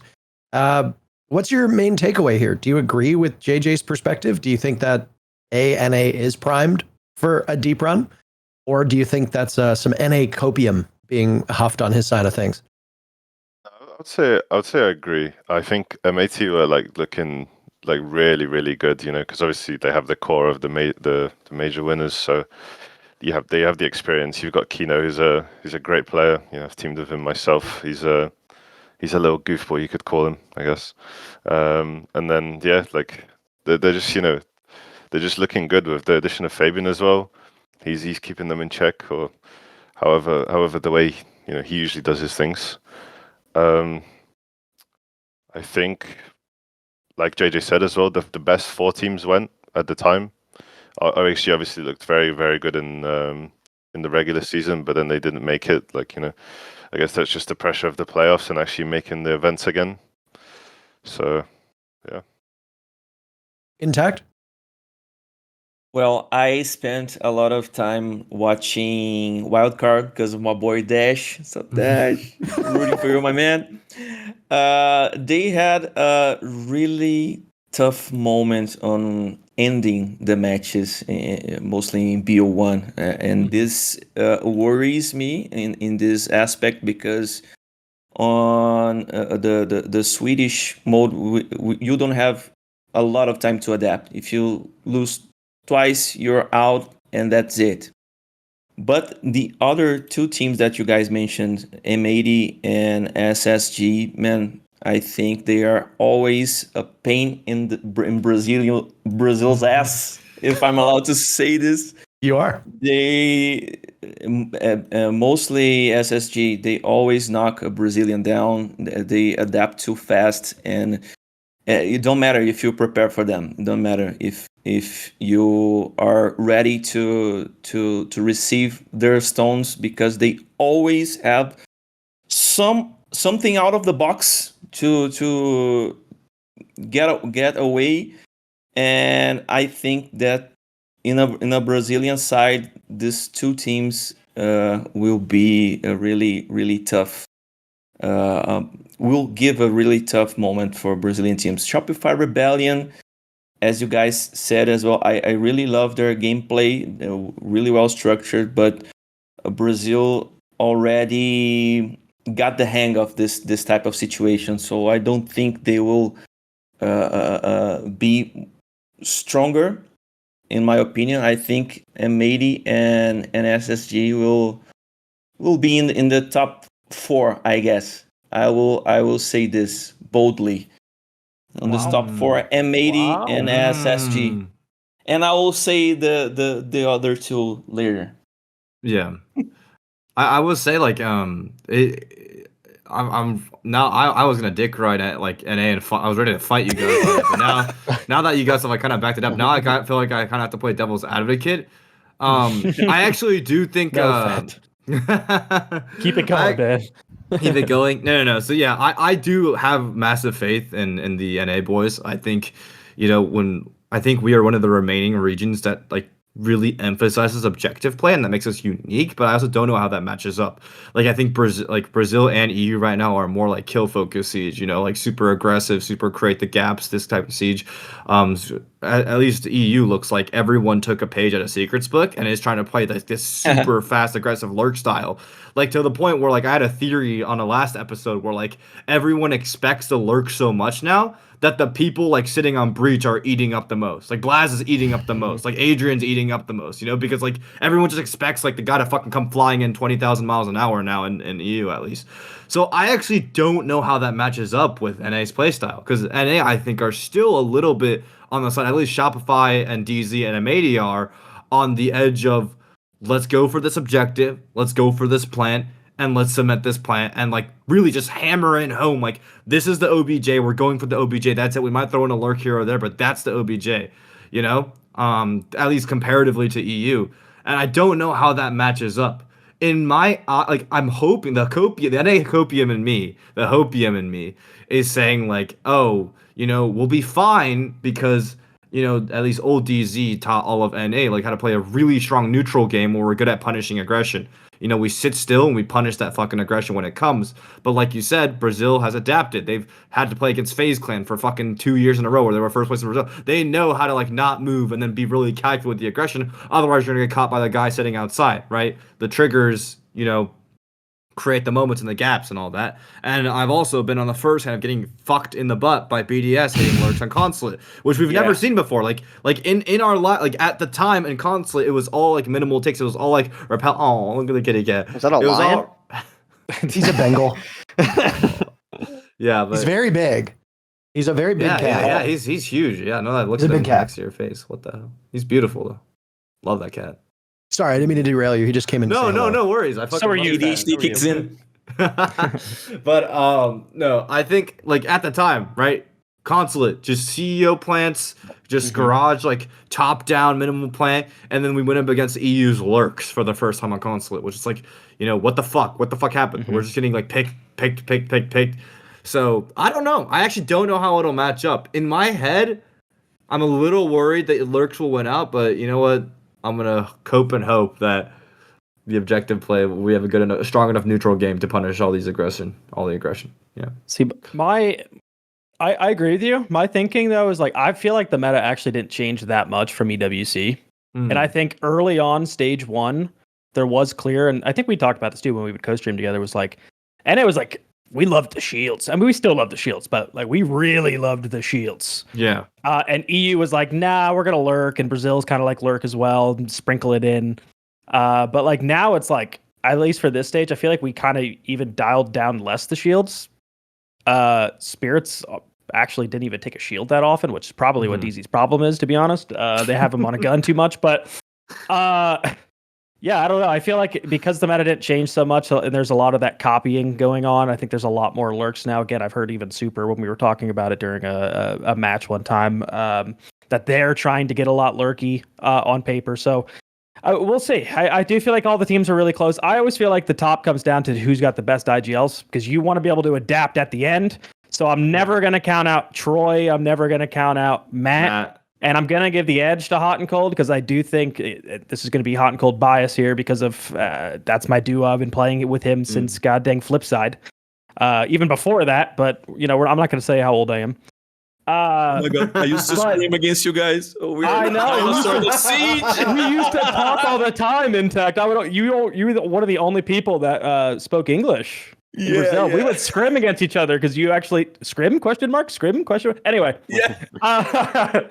But yeah, anyway, Matt is so good at being able to adapt on the fly. Like we're talking like the objective focus, but I feel like M80 goes in with a plan initially, but they always switch it up. Matt is always calling the most ridiculous endings to rounds that people have not seen before, and that's why I love watching M80.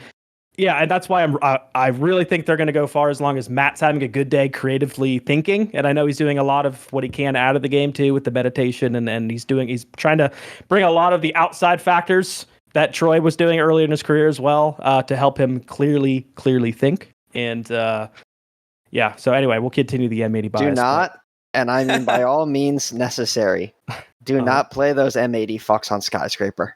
No, don't be leaking. Don't be leaking. Dude, I want a fun fact. I have two opinions on A that contradict. On one hand, I'm pissed I'm not the major, and I want to see NA crash and burn. I wanted to hear your thoughts on that, JJ. You want to watch them lose, right? Yeah, I no bullshit kind of want them all to lose, and I want like EU or Brazil to win. But on the other hand, I want them to win, I want them all to win so they get SI points and the LCQs free. Like that's my two things. That makes sense. But like for the other regions, guys, M80 on Skyscraper, don't do it. A lot of teams have tried, never ends well. And also, guys, Baby Shark likes the backstab. I didn't tell you that though. He can't help himself. Bandit Dokovi! There's a Baby Shark meme going on. I'm trying to fuck over NA. What's going on here? I just told you I want them to lose. Like a Trojan horse or something. Oh my god. If you watch any VODs, you would figure that out on your own. I promise you. These guys got the coaching staff to figure it out. Speaking of Matt, though, like Hot and Cold, like I think like dude, he's people don't talk about him enough, and I think he is one of the rare players that he has played every role and has been proficient at every role. Like, he has not looked bad on any single role in his career, besides maybe like a stretch of time, I guess, but he's always had a good time on every single role. And the thing is, like, it always seemed like he had a limit on all these roles, and that's why teams ended up shuffling him around. But man, on IGL, who would have thought? Because I remember he used to be pretty quiet, right, Mint? Like, back in the old days? Was he or no? No, not quiet. He would call the executes. It was like me and Skies would call like everything, and then like he would handle executes. So I don't know what happened after DayZ under the call out system, or he grew up on Mirage. But he's a different beast now. He described himself as like a shy person before, like kind of like not coming out of a shell. But damn, dude, like probably too scared to talk around me. He is one of the most brilliant IGLs. Like you said, he always comes with ideas, and like I think the biggest issue with him before was like he would just get too pissed off. He would just get too pissed off. But Fabian said he's working on that. Which, by the way, I don't know how Fabian brings the shit out of his players that he does. He told me he had Gavin make a strat the other day. Yeah, I heard that. I wouldn't even think to try. I heard Diffuser memorizes his strats now and doesn't need the blueprint pages anymore. And I was just flabbergasted because I was like, we would print out 2 to share between people and then 1 just for Diffuser because Diffuser would always forget his setup. See, like that's the and this goes back to the coaching, like the different styles of coaching. Is that Fabian is trying to bring out traits out of people, whereas I feel like I more so. He has to use the bathroom, and so do I. So we're just gonna quickly go and run. You guys keep talking, but I'm not going to go use the bathroom. I'll take over hosting privileges. Fett, keep it going. Yep. You got yeah. Yeah, but I feel like that's where like different coaches come in because like I'm a coach, so I feel like. I'm like more geared for short-term success because like I try to accommodate, I figure out everyone's strengths and weaknesses, and I try to enable and then like compensate as much as possible using other people. So like I'll accommodate for the fact that the Fuser doesn't memorize strats by like helping him with it and like giving him the shit. I'll accommodate for the fact that Gavin doesn't take prep well, so I'll only tell like Matt and like one other person. Mm-hmm. I'll try to compensate and enable and work around it. Whereas Fabian's like, no, fuck you guys, you gotta learn, So it's different, and it both work, and both are what different teams need, and it's like I think super interesting. What do you think about that, Noodle? You were under what? I want to talk to you. Now that we don't have formality on here, I want to talk to you about your trips with Mr. Officer because I think there's a big difference between like media portrayal of a coach and what people think is very, very useful versus what actually ends up being effective or not. Because I remember when that timeout came out where he kind of like, let's be real, he pressed your ass, right? Everyone was like, yeah, what a great leader, man. And I'm like, low key, like, I don't know. In the middle of a game, like in the middle of a scrim, maybe. You're gonna chalk your players. If you single out a player in the middle of the game, you make that shit like you chalk. It's a 4v5 for the rest of the game. I don't know. Yeah. Like, what do you have to say? Something like that. I mean, I think it's just how you see it, to be honest. Because I mean, obviously now that I look back at it, it's like, obviously, like I was a rookie, I was under pressure, like I was using my tonality wrong. Do I think what he said on broadcast was good? Probably no. Do I think it was good for me long term? Yeah, definitely. Because obviously, like. I got embarrassed on broadcast. Like I'm not going to sit here and deny that. It was a bit of a bad moment. I got roasted for it a couple of times, but then again, it did teach me a lesson, and it was a very quick lesson to like how I should talk to my teammates mid game and stuff like that. I think like he was sort of like the dad of the team. Like when I was speaking, it's like you treat him with respect. He's there. He's had the experiences.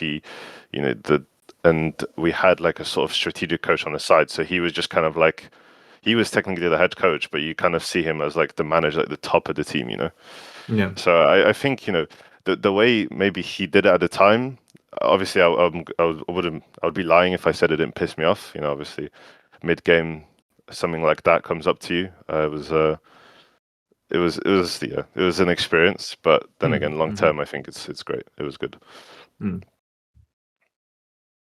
Now Mint is gone. Gone. Yeah, Unfortunately, with these longer episodes, we do need to use the bathroom from time to time. One team that really hasn't been discussed too much has been Shopify Rebellion. Obviously, M80's been getting their flowers. SSG was praised as well. Wildcard was praised, but obviously there's a bit of skepticism there just because of their lack of experience. Why do you think it is that Shopify Rebellion's been kind of like left off here? It feels like even just general conversation that I've read on like the subreddit and other YouTube videos and Twitter and stuff like that. It's like everybody's obviously focusing on M80 and SSG. They both just finished top 2 in stage 2. SSG obviously won stage 1, but it's like nobody is really considering the Rebellion at all.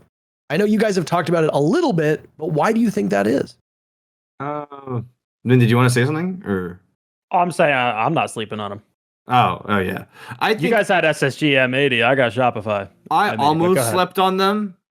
And when I was doing my real bracket predictions, I had a lot of realities where Shopify ended up playing SSG, and I was like, well, historically this stage and last stage, SSG has won that matchup. And then I forgot. The Troy prevails theorem, where typically when a team owns Troy domestically, when stakes are put on the line, Troy prevails. Like SQ owned DZ going up to what SI 2023 or SI 2024? Which one was it? 2024 or 2023? One of them. SI owned SQ owned DZ, right? And then when like the elimination match was on the line, Troy prevails, right? Yep. Same thing with I forgot like fucking. Oh, I got Troy on Charlotte Major on Steam. I got Troy. I got Troy. Nice. Oh my god, yeah. And there was a different team that had a matchup against Troy, and like I just Troy prevails. What was that? Did you talk about that one? Yeah, we got fucked. You're lucky we didn't see you in the finals. Just saying. No, real life. Oh, M80 in the quarterfinals, right? DZ versus M80 in the quarterfinals. Yeah, that's another time where like. Yeah. Historically, right, in NA, like M80 have ended up winning those couple stages of NA. Not that stage, but like before that, but still in the quarterfinals. like Troy prevails. So I don't know. I think Troy just has like a certain plot armor and aura to him, where like he'll look unimpressive. Every single game will look heartbreaker close, but he'll prevail. I have a theory on SR and why What's no your one theory? likes. My thing is so recently they've done the same thing like every event, and even like Canadian. All respect to my elders and the GOAT of North American Siege. I don't want any bad juju, but like obviously, like the last handful of events, Canadian tends to always lose to the really aggressive teams, either like in Brazil, usually the Brazilian teams, and that's like I feel like that's a common reoccurring theme, and I feel like it's usually like SR or that core or like with Canadian, like it's always top 8 at international. They just like I swear to God, if Canadian got past top 8, they probably go on a run. But I just don't. I just don't think the way Canadian IGLs anymore actually works against these like the best teams from Brazil and the best teams from Europe. And that's what I think they're like what they need to overcome. Because like I have their Wikipedia up, like Montreal SQ lost to FaZe in top 8. They lost Invite. I mean, they lost to Oxygen, top 16. That's like a weird one. But then EWC, they lost to SSG, aggro team. When he was on DZ, they lost to BDS at Manchester. BDS at the time, I'd say they're pretty aggro for Europe standards, right? Or am I wrong? I think they're like they play kind of weird and lurky, right? So they lost to G2 at Invite in 2024. That G2 team was pure like aggression. They lost to Los at Atlanta. He lost to Los. So like, I don't know. It's just like it tends to be the Brazilian aggressive teams, and like that's what they probably got to overcome.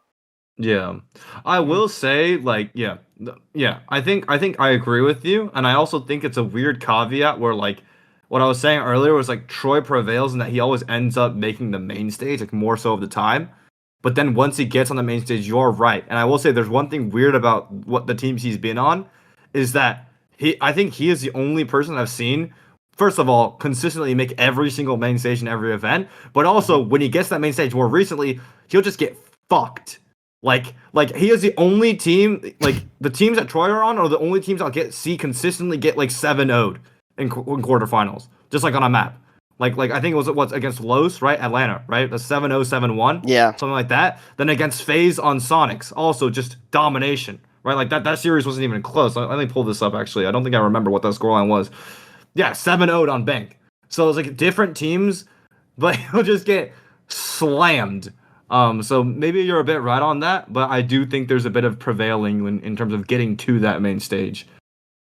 At least for me, because I've been on some of those teams that we're talking about. Like I think some of them are due to other things that maybe you guys don't know about. Whose fault was it? Spill the tea. No, but like we're kind of like cherry picking a little bit. Like, okay, the Los one. Fair. If you look at the Los one, we played Skyscraper, and then we were chalked after. First off, I don't think we should have got top 8. We had Rice on the roster, and he was not playing well that event. Whoa! I'm just saying, I love Rice, but I don't think we even should have got top 8. Regardless, with playing that Los game, we went. Whoa! We went to Skyscraper. It was a map. I think I was planning on banning it completely, and then Troy comes to me like, "I got this vision. We're gonna play Skyscraper," and like Troy's the GOAT. I'm gonna trust Troy. We play Skyscraper. I was shaken. We got 7-0'd. At that point, the mental was down. Like we just got 7-0'd on our map pick. And they clearly had prep on it. They played these Mira Castle setups we've never seen before because they did not play Sky either. So they just completely countered us. Like we were playing a default Sky, they were playing a prepped Sky. And then we go into some other match at like the BDS one. Again, the map pool thing. Troy had a vision. Let's play Oregon. We were not a good Oregon team. Anyone knows DZ on Oregon? We are not a good Oregon team. So I'm just saying, sometimes it's map pick. Sometimes you're just trying to mix things up, and maybe it happens to be against an aggressive team. I don't think that IGLing though for Troy is the problem. Personally, I don't think against the aggressive teams the problem. If I look at Shopify or Rebellion, sorry for the Rebellioners out there. I don't know. Is there a more stacked team on paper than the Rebellion NA? Like, do you guys really think there's another? Like, we're talking Ambi, we're talking Spoit, Rexon, who's the most underrated player in NA, because if we're not going to talk about him, Surf, who popped off this stage. Rexon's more underrated than Surf? I think Surf is more underrated, personally. Both. But Surf had a pop off stage so Yeah. hopefully people are talking about Surf now. Yeah. And we can't not mention that Troy in the playoffs was absolutely gunning. No, he was floating. He was floating on them. He turned back the clock. I thought it was prime 2018. See, yeah, I don't know, because when I look at some of Troy's games, there are like questionable like losses and decisions and scorelines or whatever. But every time like my team has had to play Troy, he was always the top performer and the guy making the plays necessary to win the routes. Yeah. So, yeah. I don't know. What matters most, he has a sixth sense and like locks in. Like the amount of he 2v5 my team on that Shopify, and when we played them this stage, like I don't know, when all hope is lost, Canadian steps up to the bat. I'm just saying he always has it's never like someone stalling, we're getting they're aggro, we don't have answers. Like Troy always has answers. He's always adapting. It's whether the team follows through with it. That's for that's fair. That's for me. I don't know. It's just a perception of mine. I'm sorry. No, go ahead. Interro. Your bird is back. Bird's back. He's back. The knowledge is back.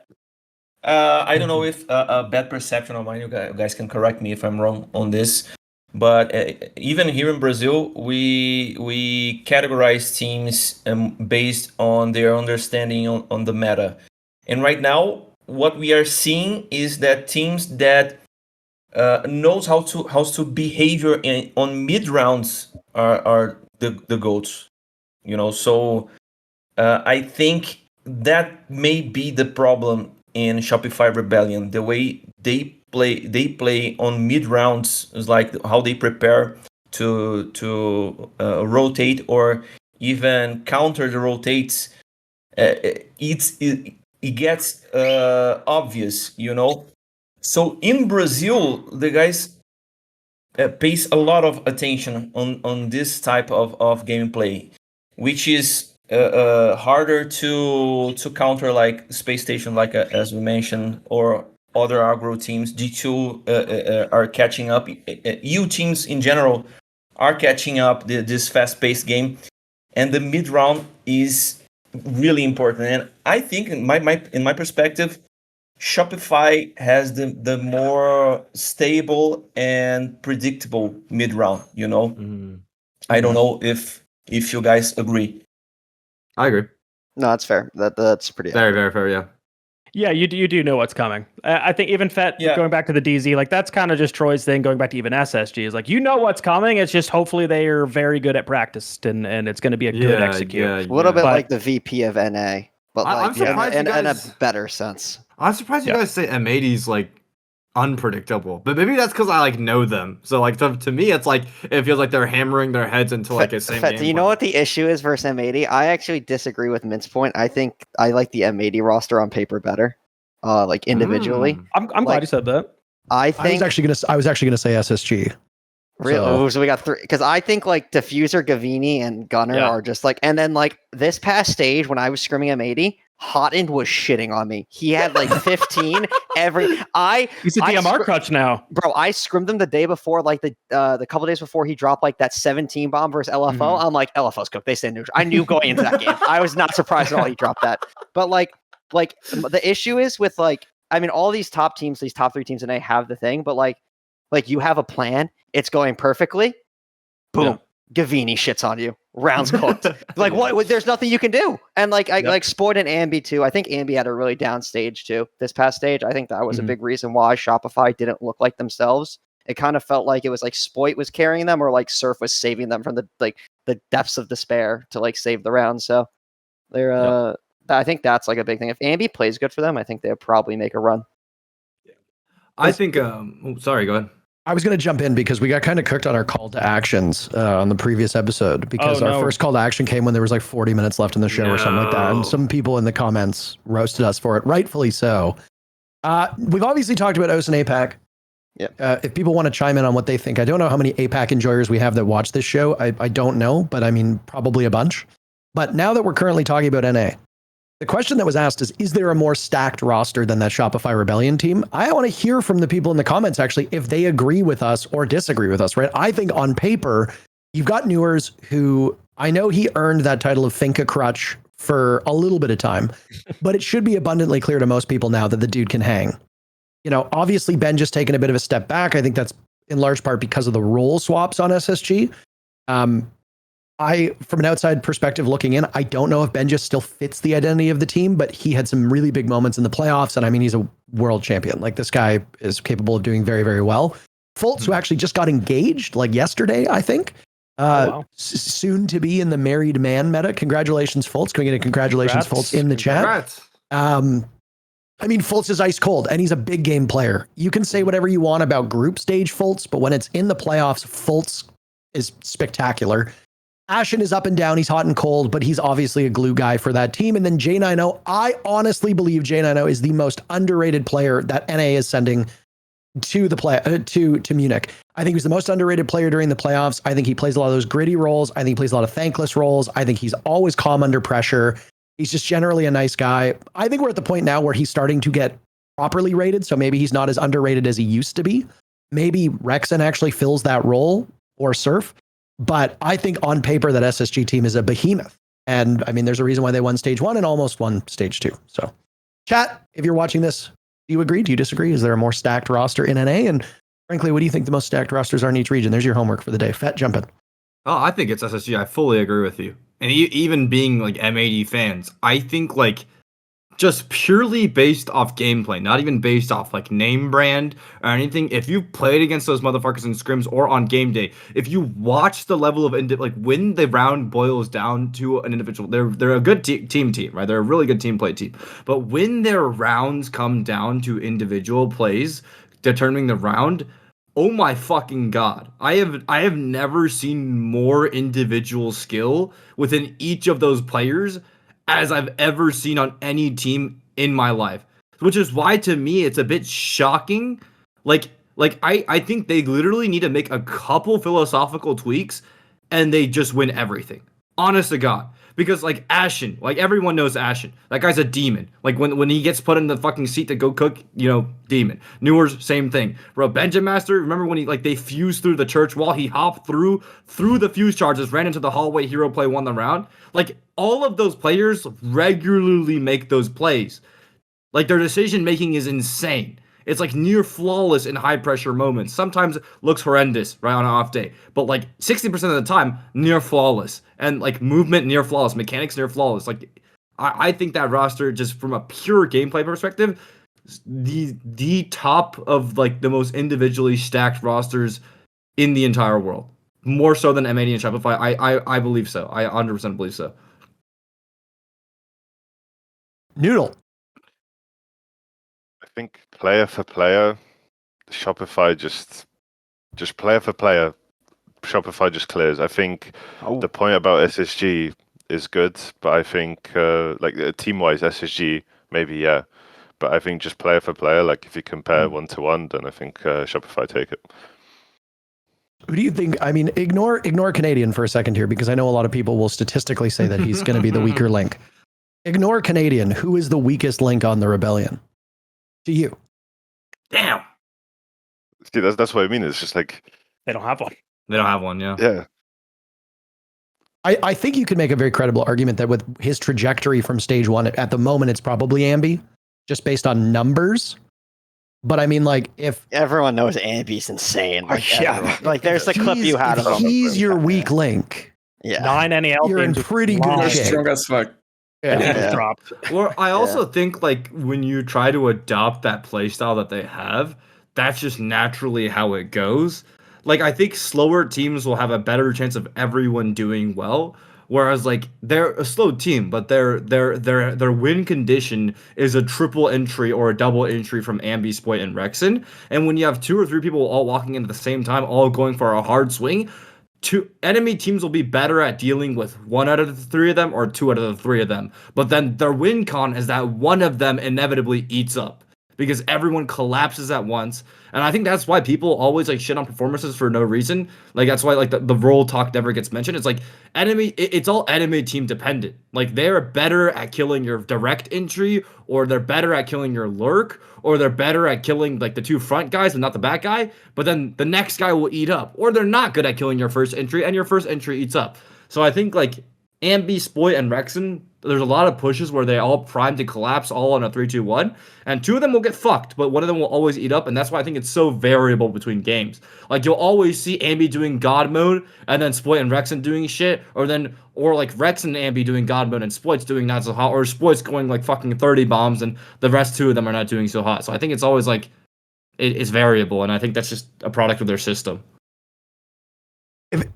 In the interest of time, because we do have one man here who needs to scrim in just a little under an hour, I don't foresee us getting through both SAL and EML within an hour, so we will have to do some of that discussion without JJ, unfortunately. But final closing thoughts.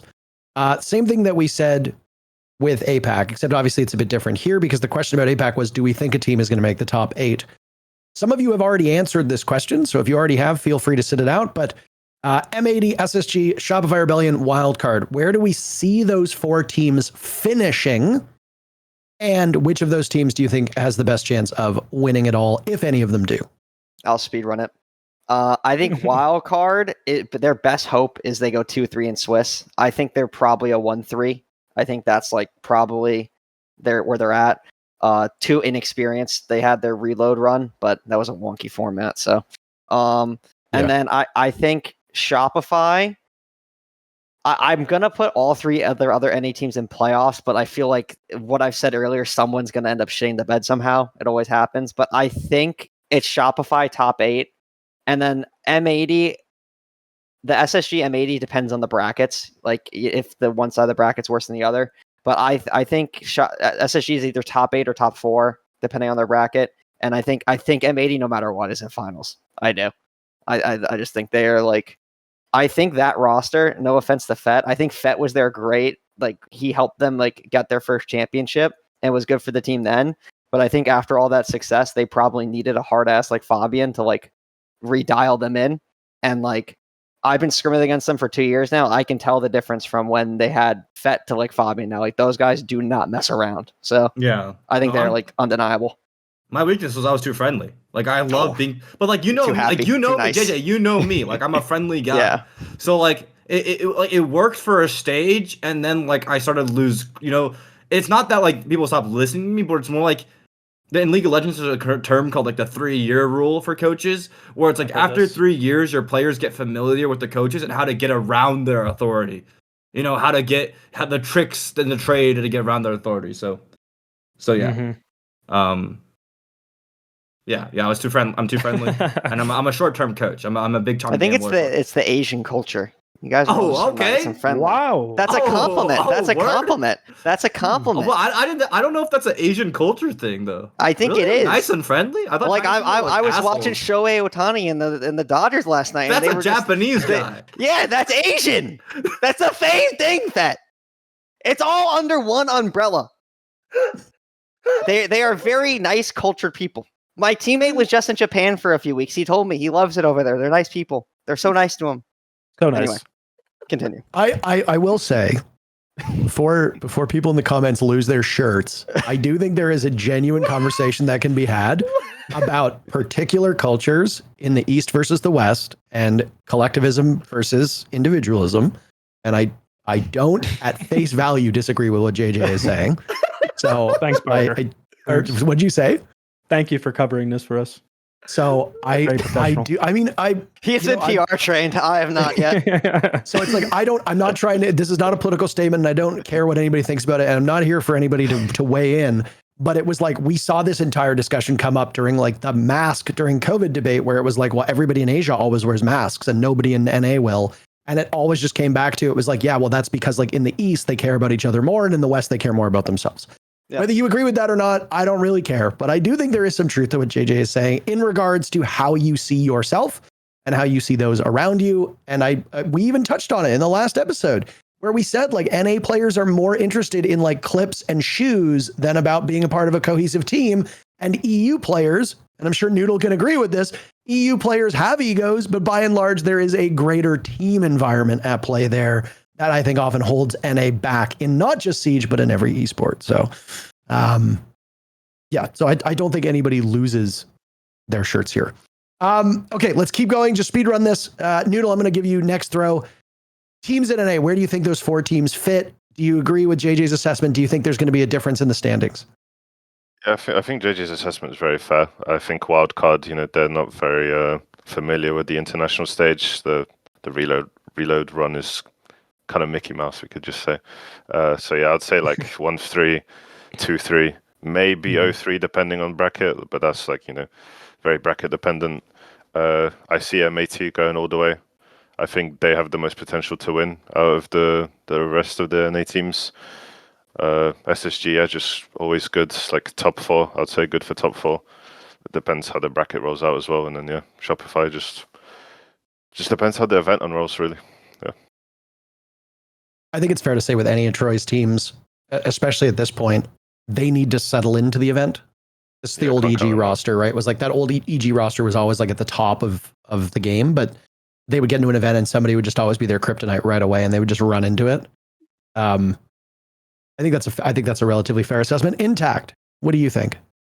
Well, top 4, I already said M80 and SSG. I do think that wildcard will not be part of the top 8 teams. I guess the honeymoon phase was too short and was on the reload. And Shopify most definitely in top 8. At least.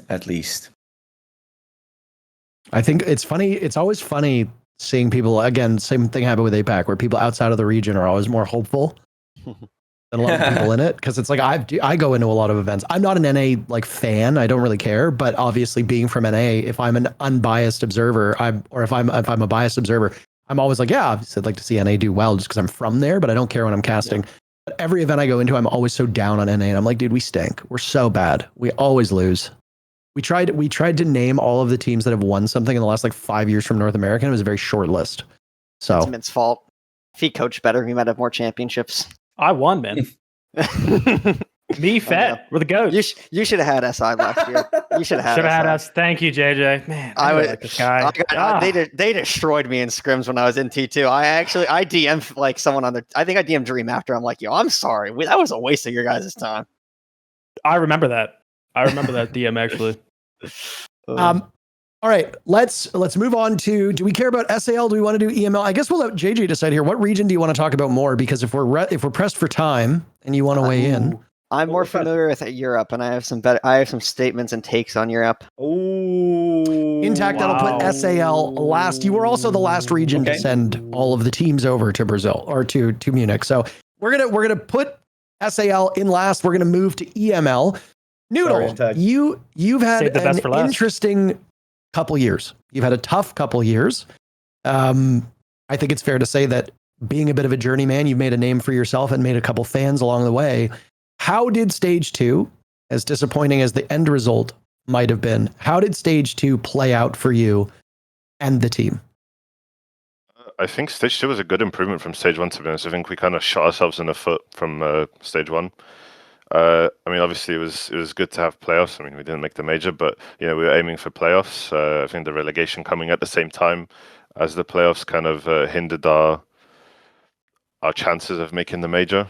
I think we were just kind of a bit chalked from the relegation. So, but yeah, I mean, throughout the stage, I feel like we beat the teams, like kind of like JJ said about his team, kind of beat the teams that we felt like we should have beat, and then we obviously lost to the quote unquote better teams that you'd expect to beat us, I guess. What do you think of the because I believe for your situation, correct me if I'm wrong, Fnatic was actually lower in overall points and they didn't get relegated because they're a partner team. What do you think of the system like that? And I want to open the floor to because to give honest feedback on that, because when I see something like that, I get a little bit I get a little bit touched the wrong way by something like that, because I don't know. I think maybe if they're a partner team, maybe you should be able to keep your org slot in the league, right? But maybe you have to take the next team that gets promoted or something like that. Like that kind of system would protect the org's investment, but also punish the players for rightfully doing poorly. Do you have any thoughts on that? Someone told me it's kind of like pay to win, which I thought was a bit funny, but pay to win. Obviously, I mean, you can kind of shit on that sort of system or whatever you call it, but at the end of the day, we knew what's at stake at the start of the year. We knew if we finish bottom 2 of the affiliate teams, then we get relegated. So can't really blame anyone but ourselves. So I think that's a really, frankly, a bit of a unique mindset. I feel like you mean that. A lot of players are going to say that, right? And then in private, they're going to be like, "Oh, fuck this stupid system. This is bullshit." And I mean, like, I've heard players say that where they're like, "Yeah, you know, like we put up a good fight, whatever." But then they turn around and they're like, "This is whack. This is stupid." But like, I genuinely think you believe that, and I mean, it's really admirable because you did kind of get fucked by the system. Like, I know that obviously you play within that, but like I was going to make an allegory to the Jays and Dodgers series that just ended last night in absolute heartbreak, where I'm so sorry. I'm so sorry, Parker. I think objectively speaking, the Jays were the better team through 7 games, but whatever, they didn't win. Fine, I can huff as much copium as I want. I think you were better than Fnatic. Fnatic should be relegated. They are not. And now, unfortunately, a stronger team is now being taken out of the league. And I understand the way the system works. And there's always pros and cons with relegations versus a static system where nobody's relegated. But it is kind of shit. And I think everybody would kind of level with you if you were like, look, like we were the better team. But here we are, you know, facing relegations. It's really dependent on like perspective, how you see it. Because I mean, to be honest, like I don't really see it as a bad thing. I feel like, you know, obviously we have to go into T2, but I do feel like looking at the tier 2 competition, like I'd be surprised if we don't really stomp through it, to be honest. They should run that. Exactly. I think we'll just run it quite, like, obviously I don't want to sit here and jinx myself. Because what if we'd end up losing? That would be a bit embarrassing. But I feel like it's sort of like a thing that will like kind of humble you and keep you grounded. And obviously, like, you know, I feel like when you're in Pro League for so long, you know, for example, myself, I've been on like a top tier team like a Matey, and I feel like stuff like that just kind of comes deserving now because I worked so hard for it. But I feel like now is kind of more of a humbling experience to sort of like and kind of learn from it. So I guess got a winner's mindset, man. It's just really dependent how you look at it. I have a quick thing on that. I think the system gives and it takes away, because like the only reason I was even able to make Pro League this year is because they introduced the relegation system, right? So like the fact that like as an affiliate team myself, like I like obviously that didn't happen in NA, but like that's obviously a possibility, right? If like Cloud9 finished with like less points or whatever, like the same thing. And it's like at the end of the day, like I thought if I was in that situation, I'd still be grateful because I wouldn't even have the chance to play in Pro League. Granted, if they didn't change and bring in the ability to get relegated, right? So I think like you take the small wins if you're like, especially if you're coming from Challenger League, like it's like, yeah, the system honestly does suck. I think that's a flaw that like you can have a better stage in a partner team and still get relegated. But at least now we get the opportunity to play in Pro League, right? Like at least there's something that you get out of it rather than just being stuck in D2 and have no chance unless you get picked up. Yeah. There's always going to be winners and losers in that sort of format. So, yeah. Now, can I ask, because your mentality sounds great, but I'm very curious, when you guys got relegated and you still had a chance, I think for like a week or two, to still somehow make the major, even though you know you were relegated, like did that affect you guys at all? Definitely, yeah. I mean, practice, you could see practice sort of became more loose. It's like, you know, obviously we know we're already relegated, so everyone's just kind of like playing for fun. I guess looking at the result of the BDS game, you would say that didn't work very well, but you know, it was something like, I guess we just tried because it kind of seemed like throughout the entire stage that we played better when there was like no pressure. So, you know, like, for example, anytime there was like pressure on us closing out a game or something like that, or like we felt like we're playing against a better team, we would always just kind of shit the bed. Like you could see against the Falcons game, you know, it meant something, and it was for our relegation, it meant something, but we started 0-6. And it's like at that point, it's kind of hard to recover, even if, you know, you got people hyping up and stuff like that. You know, obviously it's a game of your life, really, and so it's kind of hard to come back in that. But yeah, it was just more to just try really things to see if we could. So was that after the secret game?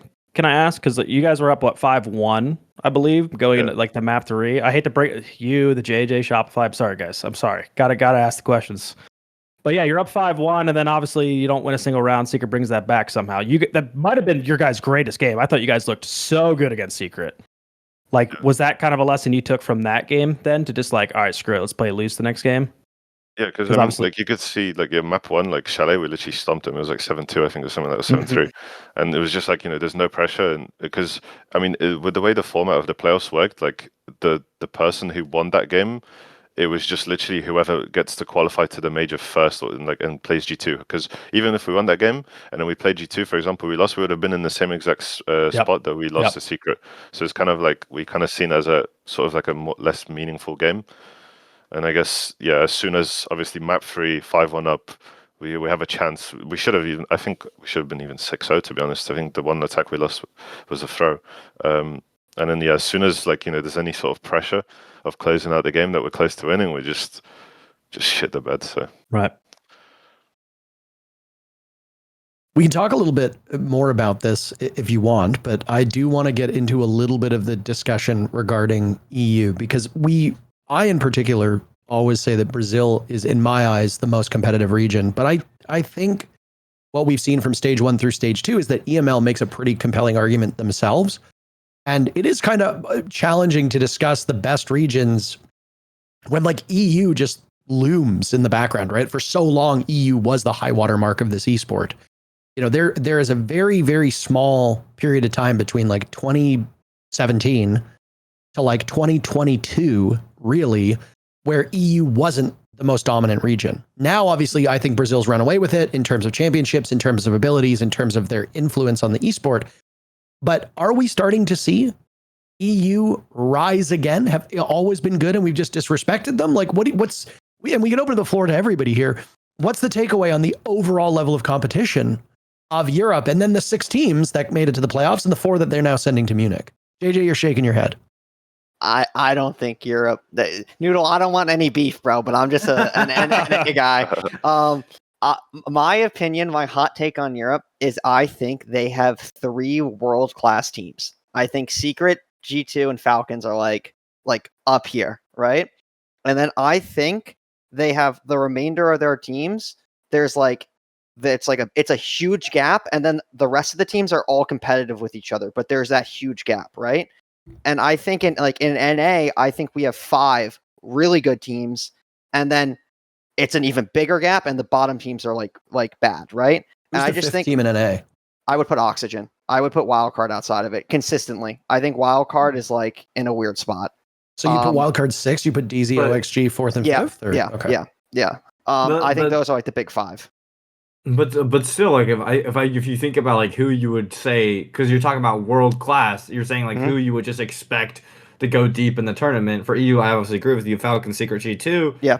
But then, is it not the same for NA that we just talked about? Everyone but wildcards is 3 again. Honestly, Fett, what I'm trying to say here is, if my team was in Europe, I'd be at best, I'd be top 5. Oh, that's a big argument. That's what I'm just trying to say. By the way, that's what I'm trying to say. If I was in Europe, I'd be at least 5th. That's my take. I look at Fnatic, Mako, Wild, and even VP in their current state, and BDS, and even Gen G. I look at those teams and I'm I don't see, I compare them to the teams I have to play in NA, and I think they're a step down. I genuinely believe that, but I am pretty delusional. So I would like everyone else's opinions, because I am able to be wrong. I've learned. This is one of the funniest, this is one of the funniest arguments, because I remember back when Stompin was playing in T2. Beat him twice, by the way. Half of Europe still hasn't beat him. Beat him twice to make Pro League. I beat him twice to make Pro League, and I'm watching the rest of Europe struggle to beat him. I'm like, bro, I did this, bro. No, but I remember being yo, which tier 2 scene is better, which we'll get the answer to, by the way, with the Spoit Invitational or whatever we're calling it, right? But then we're getting whose lower half is better. So that's hilarious. I think the big question for me is just how much stake does that EWC hold? Because I do think EWC is getting more and more legitimized. Teams are taking it more and more seriously, and they're getting treated as a major, if not more than a major, by most pro players, at least, that I've spoken to. But historically speaking, Brazil has never Well, EU has always won EWC, I guess. BDS, Shaiko, fucking Saudi curse, I guess. But yeah, I mean, Brazil's always not done that well at EWC, right? So does that mean like the tournament format is just different in such a way that like it's so short that like the best team that comes out guns blazing is able to win, and whereas majors and SIs are just longer and they like really they don't eliminate teams within like 2 days or like two games, I guess. And I don't know, like, is that a factor? I don't know. Who knows? Nobody knows. I mean, I'm actually quite intrigued as to why EU always dominates EWC so much. Again, I don't always want to loop back to this, and I did get actually a couple DMs after the show went live saying that I'm a little off base with what I'm saying, but that also clashes with what things pros tell me in private. Like when I have about 5 to 10 North American pros at one point or another basically tell me like EWC is just about money. That's really it. Like if we make a lot of money, great, but like it's not going to replace a major or even close to SI for us. I take that at face value, right? Like I don't think they're lying. Like, but I also am aware that like maybe Europe wants it more because the overall salary of an EU pro is lower. Maybe there's more pride there. And once again, it goes back to like, I honestly don't know. It's a great question because the one thing that's always baffled me is Brazil has always done quite poorly at EWC, which makes like no sense to me because if there's anything that Brazil should be farming, it's EWC. Why does Brazil do so badly there? I don't get it. Like it gets to a point where I don't bother to think too much about it. I just see it as like when we did DreamHacks and OGA Pits, it would always be teams that you never really considered that would do really, really well. And I feel like EWC kind of fills that same role right now. So maybe it's just, it goes back to something Noodle said. Some of the teams, maybe they shake when they're playing up against big opponents. Maybe some of the teams shake when they're playing up against opponents in big tournaments. And maybe some really, really good teams come in EWC and are like, fuck it. If we win, whatever, we win. And then they win. And then there you go. So I don't know. I think sorry. No, you go, sir. From a Brazilian perspective, what I hear about the players talking about AWC is they take it very seriously, like a major, not an invitation, I guess, but as a major, of course. And mostly a Furia team, they want it so badly because it's the trophy that the only trophy they never lift. So it's really interesting that Brazil didn't get to win yet, but I think EWC on the schedule, on the year calendar on Siege went like a learning curve for the Brazilian teams, like W7M. I have a strong relation with them, and they told me that the upset that they had against BDS in the finals was the key to achieve Montreal Major. So I guess it's a learning point, EWC, like the college to win the major, Yeah. Okay. Yeah, and that's one of Brazil's like strongest. Yeah, that's one of Brazil's. Sorry to cut you off. Did you have anything more to say? No, just that, and the thing that I said earlier about mid game, Brazilian teams studied BDS performances, BDS and Falcons. So they are the team we all look in this perspective. So I think that's why Brazil right now is really strong in this specific area of the game, and that's it. Mm-hmm. Yeah, I think Brazil, that's one of like their strongest traits actually, is like understanding like periods of training. Like, yeah, I think it was like that same W7, like the W7 you're talking about, the previous W7 roster, now Furia. I believe before they started popping off in Brazil, they skipped SI quals, right? Like they literally like, we don't want to play it. We would rather scrim and get better and boot camp. And everyone was like, what the fuck are y'all doing? But then it worked, I guess. So, I mean, hey. Yeah. And yeah, I think the other thing is also like your region is so good at going off info and forming game plans and adapting and getting stronger through a tournament off the info that like I think EWC is just much shorter. It's so much shorter to where like you don't like the prep's not there. Like I call it like the Furia engine. It's like Furia always like what's the pattern with Furia? They shit the bed at the beginning of the tournament, right? They always lose some crazy ass game that they should never lose, and then VP does the same thing, by the way. Yeah, and the engine starts fucking going, and then they start warming up. They start revving the engine, and it gets warmer and warmer, and by the time they hit that stage, they're literally unstoppable. Right, that's why like whenever Furia has a good start to Swiss stage, I'm always like a little discouraged because I'm like every time they go 3-0 in a Swiss stage, I'm like, well now they're I want to see them 3-2, and that makes me more optimistic for them in the playoffs. It's like the SI lower bracket. It's a cheat code. Yeah, anytime like even in like the Challenger series, like we had a lower bracket, right? And like once you're down there, those first 2 games is like, oh, nothing to lose, and then you win a game, you get hot. You get hotter, and then you get to the finals, and the team you're playing hasn't played that much in a while, and they're like cold, and then you're just delusional, like you're like we can't lose now, and it's just like it's wraps from there, and that's like the last 2 invitationals. Just trying to keep us a little bit on time track here. So that covers a lot of the questions about competitiveness. You guys were very full-throated in your support of North America. I have a feeling from what Intact said, when he puts the top 4 together, it's probably going to involve at least one Brazilian team. Yes. But then I'll start with you in that case. In your eyes, what is the European team to beat? What is the top of the region? And very similar to what we did with NA, how do you rank the 4 European teams that are competing?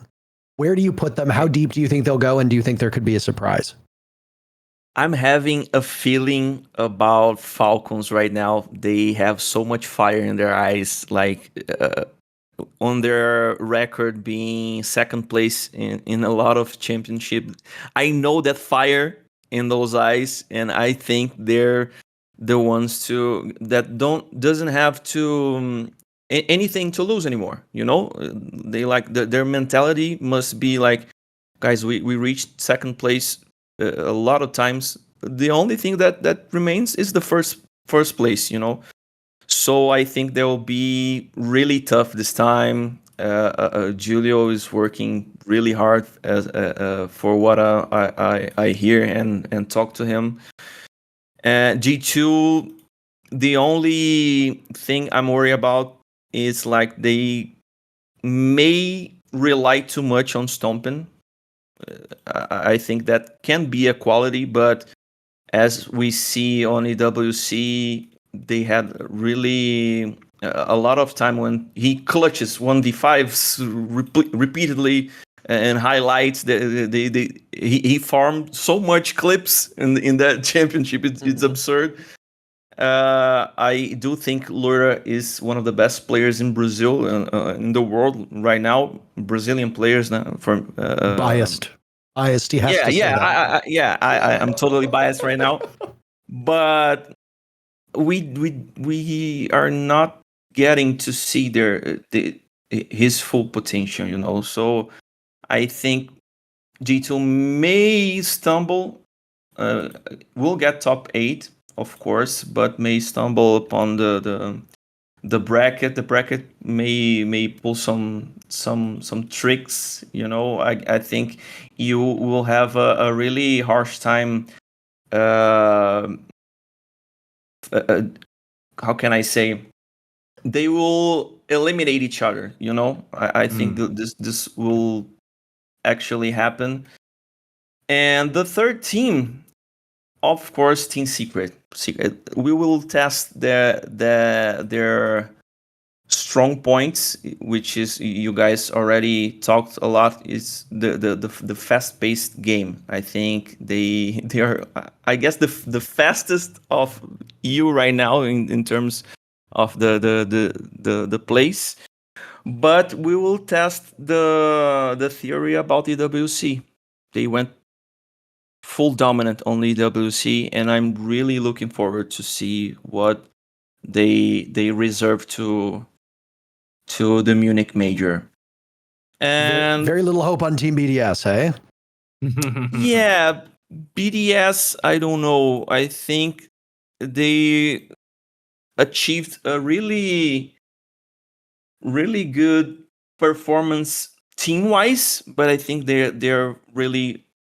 are raw. You know, they are like their new team, their new Yeah. 5 like yeah. match There's together, very much to gather and to do as a team yet. You know, the role will be longer. So I love the think- very raw. It's like wild. It's wild haven't card. been Yeah. married yet. It's yeah. like- Yeah, it's we got the one same wild thing. card. Yeah. yeah, Um, exactly. Yeah. If I was in Europe, ask. I'd beat them. They're lucky I can't get out of my own region. They're lucky. Wait till the day I'm on the main stage and I'm air humping across from Licky Fack. Licky Fack, look at me! I'm right here, Licky Fack! Wait. Bookmark this. Anyway, continue, Fett.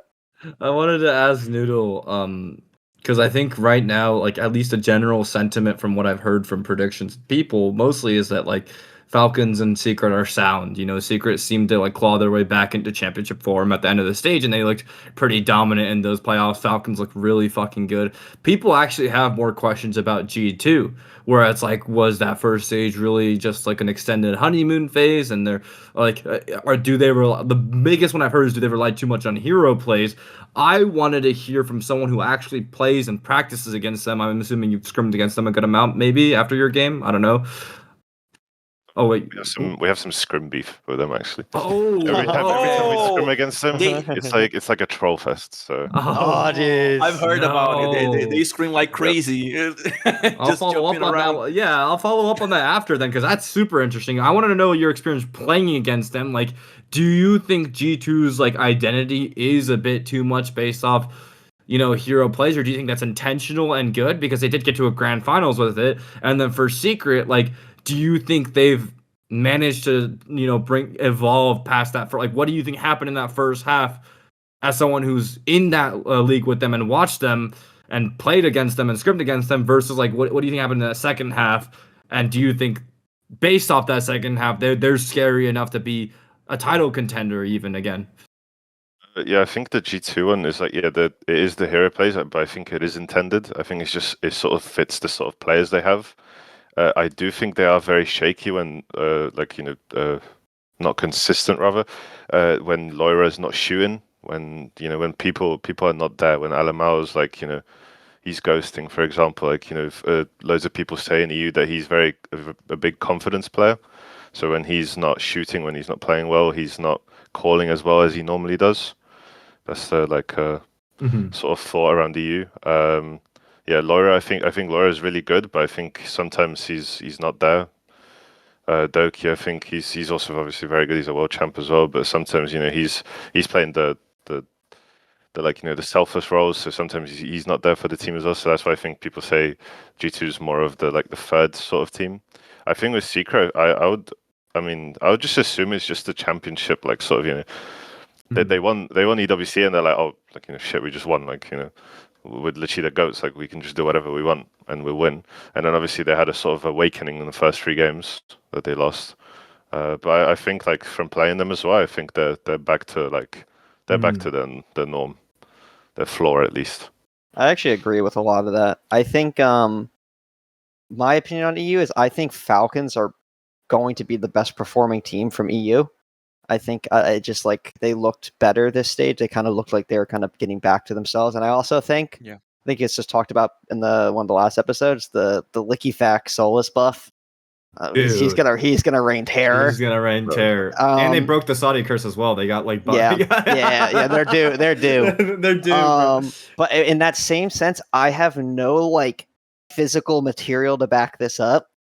But one of my prediction, Secret or G2, it's only one of them's making playoffs. Yeah, I think one of them is gonna I think because like you guys have said, and nudl, you'll agree with this. I think both them play that very Secret play, the very lurk gap heavy aggressive style, and G2 relies on the same thing, the playmaking abilities and stuff. I just feel like it's inconsistent and it's not every event you're gonna show up and it's gonna click. I feel I don't know. I just think one of them is probably gonna shit the bed and not make it to the bracket, and my suspicion is it's gonna be G2.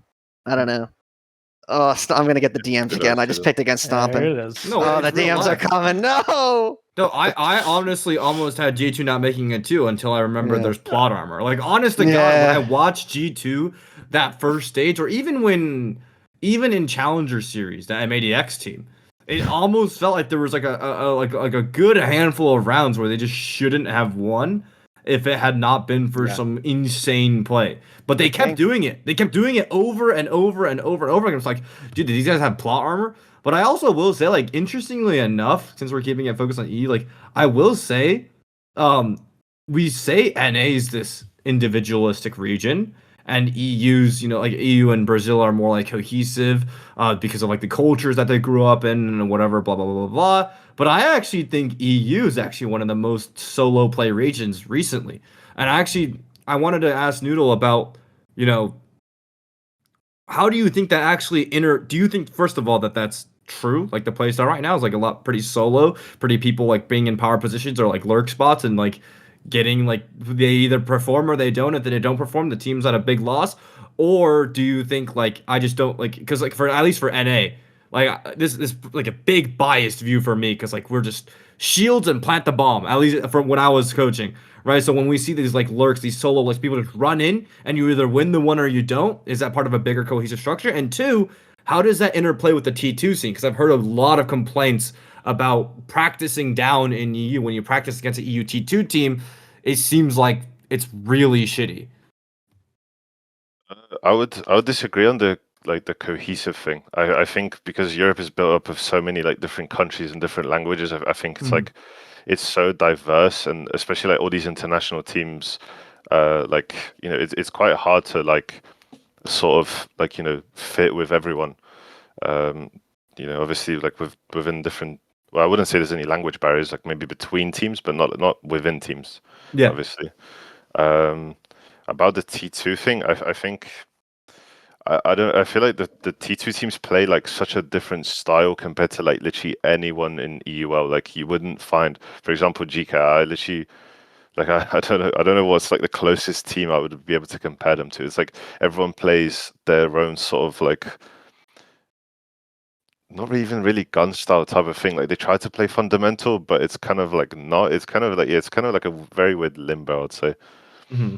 So yeah, I definitely would say, because I know for a fact stage 1 Wild were only gonna practice against T2 teams, but then they kind of like scrapped that off within like a week and started booking scrims against T1 teams because it just wasn't sustainable. Obviously, like, they didn't want to show anything when they went into EUL or EML, sorry, and then obviously like the practice just wasn't good enough, so they scrapped it off.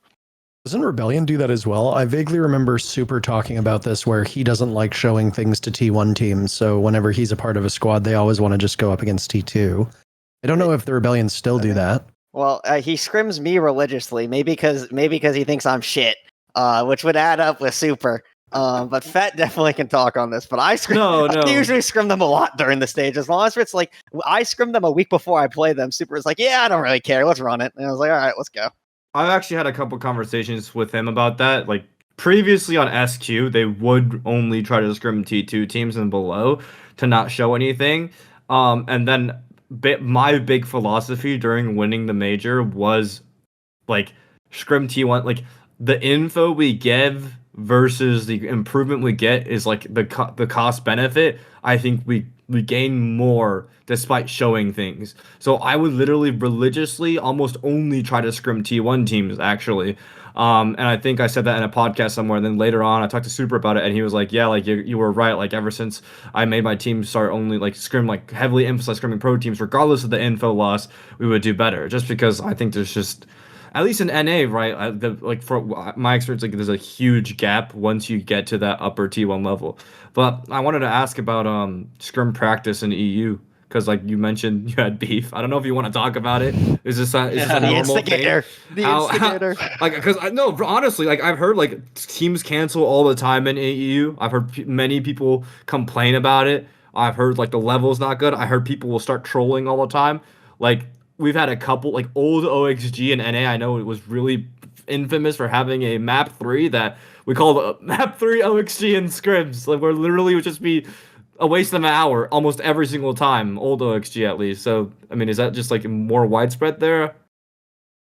I mean, with the G2 thing, basically, like, a lot of teams are convinced they just scrim for info, purely because you scrim against them and they do completely different things they will do to game day. So it's like you just sat there thinking, like, like, why are they playing if they're gonna, if they're not doing that on a game day, like, then what are you scrimming for? Like, they just sat there trying to find out like your setups and stuff like that, or like your reactions or triggers, etc. So yeah, we would think they start trolling, so we would start trolling back, and then it spirals in there. It goes into all chat, and that's how it ends up. That's why Alan was always tweeting about how terrible we are. But yeah. I was gonna say I think that's just a normal. Going back on my time here, G2 has been blacklisted ever since Alamau and Ramalho. Oh my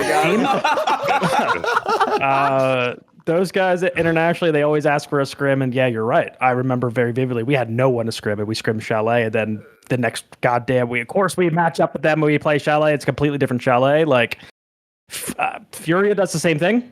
I'm just gonna there's a bunch of teams. I don't want to name everyone, but like this is a thing. This is a thing top teams will do. They will scrim internationally, and they run either their defaults or they're just scouting for info because like you're probably going to see these guys in tournaments, right? My biggest pet peeve is teams always ask for like because if I'm getting a scrim with a team internationally, I rank their map pool as you do anyway going into an event, and what always happens is like Fury is always hitting us up. Hey, you want to play labs?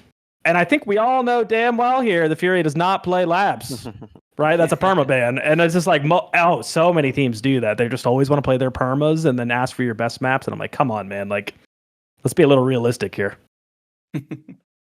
I think the best thing that can happen is on the schedule, you are matched against the best teams first.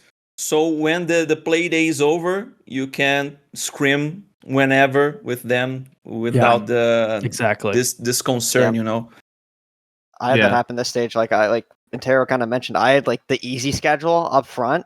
So like as soon as like day one, I show up to Pro League, I 7-0 cruelty. I'm like, let's go, locked in. I'm like, and then it's like, I'm sending out my LFS. I'm like, I'm not fucking scrimming cruelty. God damn it.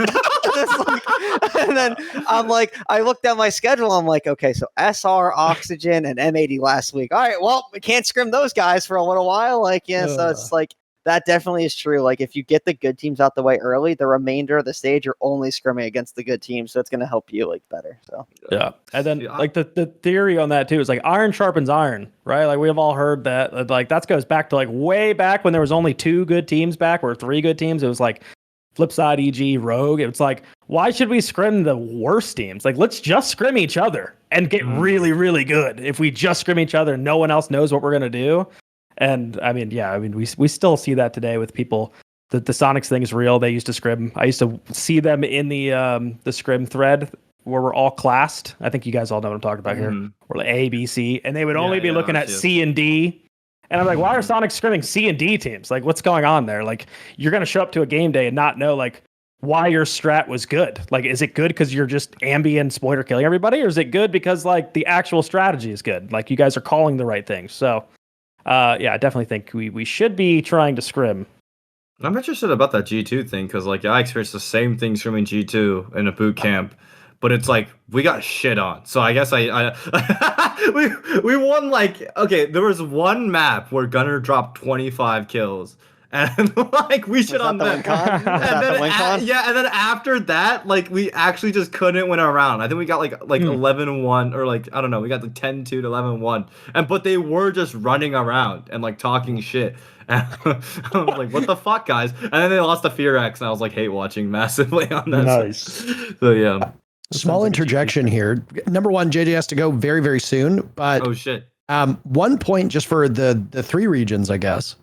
When I remember back in Sao Paulo 2017, the very first live event I ever worked, Penta was a little bit sour after they lost to Black Dragons. And I ended up talking to a couple of the players, and they said that one thing that the Brazilian teams used to do, and then it was backed up by subsequent other teams, which I thought was very, very smart, but all the other regions were quite upset by, was that the Brazilian teams would share all their intel from scrims against their opponents that weren't Brazilian.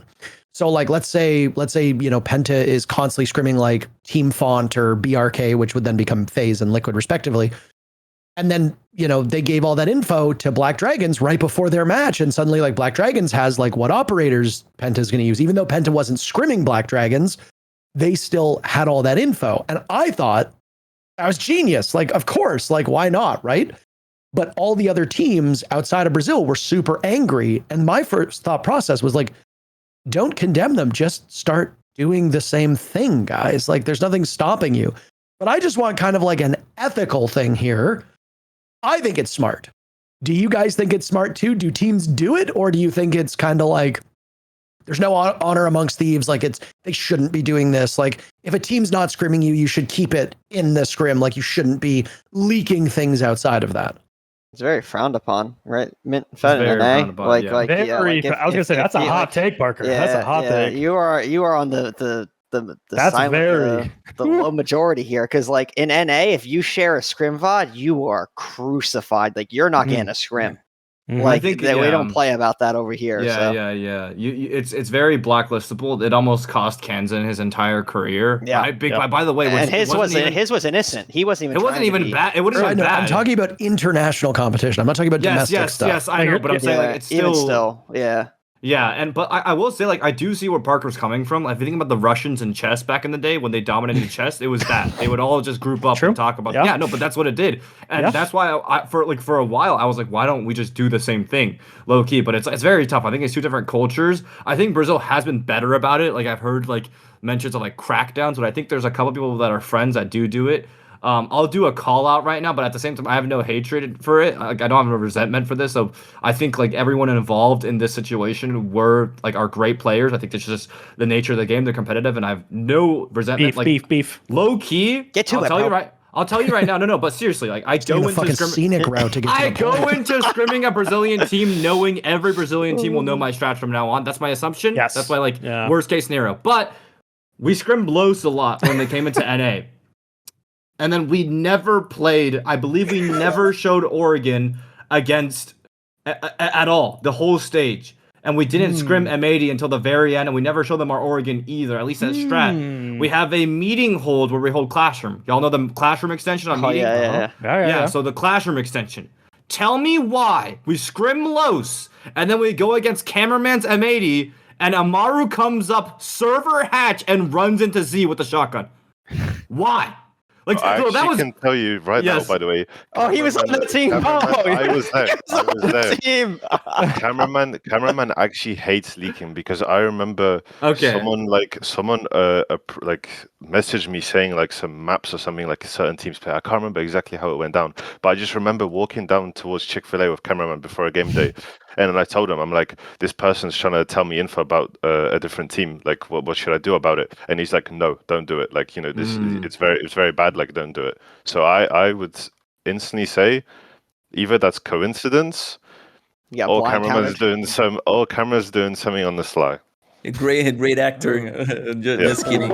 Well, if Brazil does this, they left me out every step of the way, because when I was coaching Los, it was not in this occasion. It was in Charlotte Major.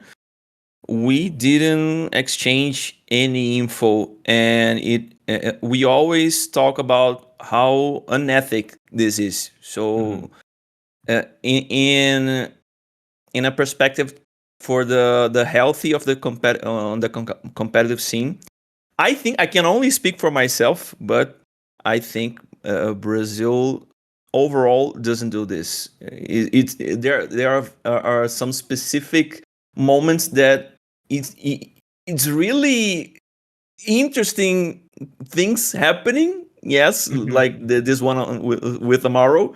I think, well, whether this is a coincidence or I don't know, but when I was a player, I was accused of doing this actually against Liquid. They went, it was a pro league, and Zigueira actually blocked me. He said, I know you got all the info. Well, man, I don't know what you're talking about. Just because we banned Hibana in some meta, but I think it's just a huge misunderstanding. But again, I can only speak for myself, and I was a manager and lost in 2023. I follow the guys, and Norris never does this kind of thing. It's just, let's focus on us, on our type of game, our gameplay, our strong points, and that's it. So it's really funny to see what the guys think of what Brazil is doing.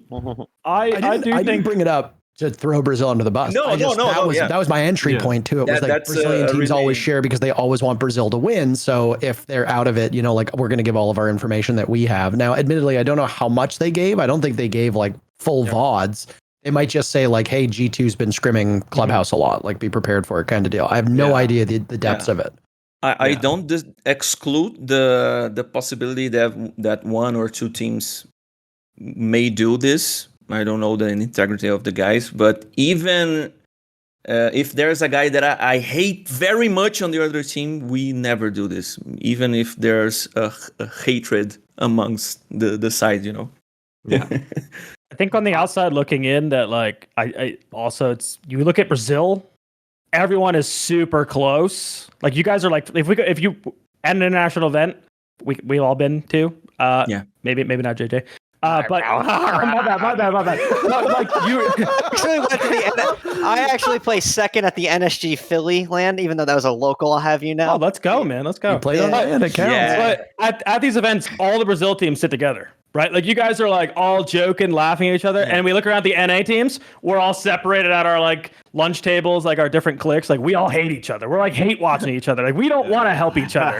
But like, Brazil's all sitting together, friends. So like, I think it comes a little bit from like, oh hey, they're buddy. So we don't want to scrim, or like, Handy and Nate are literally twins. Like, oh, if we scrim things like that, they're 100% telling each other, Yeah. I do want to say I want to separate. Like, I know we say this is like a Brazil thing, but also like I think it's just I want to separate it. Like, I don't think it's a I don't think it's a Brazil specific thing. I think it's a friend thing. Yeah. Like, I've had games where like my friends in T2 who have scrimmed them like try to DM me saying like, you don't want Finland. I'm like, no, what the fuck is wrong with you? Like, stop. Yeah. Like, but like at the same time, I think it's just like it's a friend thing.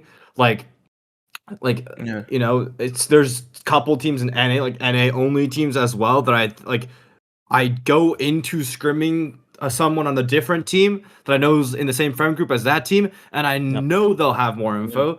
I think that the best way to go about it is, I just think it'll happen no matter what with one or two teams in every region, and you just have to basically circumvent that. You just have to know that your shit's out there and the micro adjustments you can make in response to various things. Because here's the thing, you've been playing your strat for your whole life. They're going to play your strat once, so you know everything that can be thrown at your strat, and whatever they show to throw at it, then if you have the right response for it, you'll be fine, right? You'll be fine. So I think that's just the best way to go about it.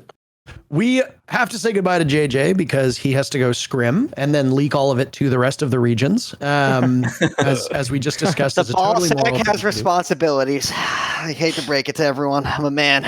There's many things to do. Just want to say, you have been in a region that has needed bigger presences and bigger moments. You have absolutely provided that, and I don't think anybody can argue otherwise with the NA League.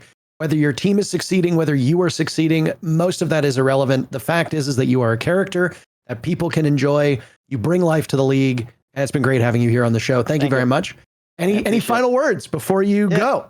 I'll give you my top four, real quick. Top four for Munich. Top four. I will say, I just saw this. I'm looking at the Wikipedia. We have a lower bracket. They switched up the bracket for the tournament now. Unless the Wikipedia is wrong. 4 days. It's like 4 days instead of 3 days. Yeah, we have a lower bracket, so that's cool. They switched that up. So, grand final, I got M80 Furia. I'm gonna be honest. I don't know who wins that. I'm gonna take M80 just because I'm from NA. I'll be boring there. Third place, I got BDS. And fourth place, I think you mean Falcons. Oh yeah, Falcons. No, he meant beat. Thank you. I was like, are we okay. Let him cook. Let him cook. Reminder: I would beat. Yes. Yeah. Falcons third place. Falcons third place, and let's go. SSG fourth. SSG fourth. Falcons third, and then finals is Furia MAD with MAD on top. Mhm. They don't need Fett to do it. Oh, On that note, I agree. Wow. I agree. on that Are we note, Going this way. I really appreciate being a part of this, guys. I had a blast. No pun intended, JJBlastful. Have a great time, guys. Hopefully the SA things go well, and I believe in Furia. So, and have a good time, the rest of us, guys. Appreciate it. Take care. Thank you very much for Bye. joining us. Everyone. Good Nice. That's it's great to have big personalities. It's nice to be able to bring some of the NA lunacy in here. I think the Australian guys can get a bit rowdy too. I think Wettables would have been maybe more animated if it wasn't 4 a.m., 5 a.m. his time. But great insight brought either way. Are there any final comments on the EML thing? nudl, you are obviously carrying the banner for this entire region at the moment on the show. Do you think there's anything that we missed or any final closing thoughts that should be brought up before we move to the SAL? Go on, Mint. What were you going to say? Oh, well, we didn't ask my top four, but I just want to highlight because I think Secret, so I'm curious what nudl thinks too, but I think Secret is the favorite for the event. For me, I think they're the scariest team going into this event. We weren't really highlighting them. I agree with you guys with the Falcons. They didn't win EWC. So, they're going to be hungry. They got families to feed. They don't have that oil money now. So, they got to get something done. I mean, their staff is like 20 people on the staff, I think, at this point. I don't think they can add anymore. I think the roster might be completely full and locked. I don't think you can fit anyone else in the facility. But no, I don't know. I just think Secret to me are the scariest team going into this event. They play the meta the best. Jume's in great form. Savage, I think, is like the best IGL of this meta right now. That guy's insane. Yeah, I just wanted to make sure that we highlight, or I get my thoughts. We highlight them for when they do good, and we go, "Hey, Mint, hey, yeah, Good job. Fett, did you share your top four? Do you want to jump in? Oh, from EU or like overall? I thought we were doing EU. overall at the end. We do EU. EU, yeah. JJ just did his top four overall because obviously he can't do the recap if he's leaving early. Out of EU, I will say my heart wants to say Secret's the scariest. I think we literally cannot forego the like effect Solus buff. I think that puts the honest to God. I think like this hot take. I think Secret might have won EU Grand Finals had it not been for that Solus buff. Wait, am I wrong for that? I might be wrong for that because I actually don't think. It was during that. Yeah, but It came out before the finals. I analyzed it. I don't think Like Effect played it that much though, but I think once he plays it more. Well, first map he took it every goddamn round. Yeah. First map was crazy. Yeah. Chalet was crazy, and that was one of their least played maps, right? Like their most banned map and least played map for Falcons, right? So yeah, I'm actually gonna double down on that. So I think double down. It's a timeline altering change. I think once they incorporate Solus back into a lot of their strats, it's almost gonna be reps. Like Secret, very, very scary. My big concern with them is that I think Mowgli was figured out. I think now Mowgli, the way he plays is on attack. He plays like a fucking maniac and goes for a gap once he gets it off drones. And then on defense, he will play to die like 95% of the time on his position. I think teams figured out that on defense, particularly on a solo roams, that he will always play to die. And if he's on an island, he is almost guaranteed dead now almost every single time when I watch him in Pro League. So I think for the reason that teams have figured him out, Secret kind of loses, that factor because I think he was their most impactful player in that EWC that no one saw coming. So I would say Falcons will do the best. Secret will do the second best. Sadly for G2, I don't know. I wanna rate them high, but I think Secret and Falcons have just looked so like everything has gone in their favor towards the end. So maybe in the same order that EU happened. If G2 make another plot armor run, hey man, all power to him. But yeah, I think it's gonna be Falcons Secret G2 for me. Fett, what if Solus was perma banned on Like Effect? Well, then you just wasted the defensive band. You could play wall denial on every single map. All right, nudl, from the region, you now carry the weight of placing these four teams. Where do you think they're going to go? Who has the best chance of winning the Munich Major? I think from very deep insider info, which is me speaking to users and knowing and seeing like the way he speaks about the major, and I just you can just see Falcons just have a different fire about them.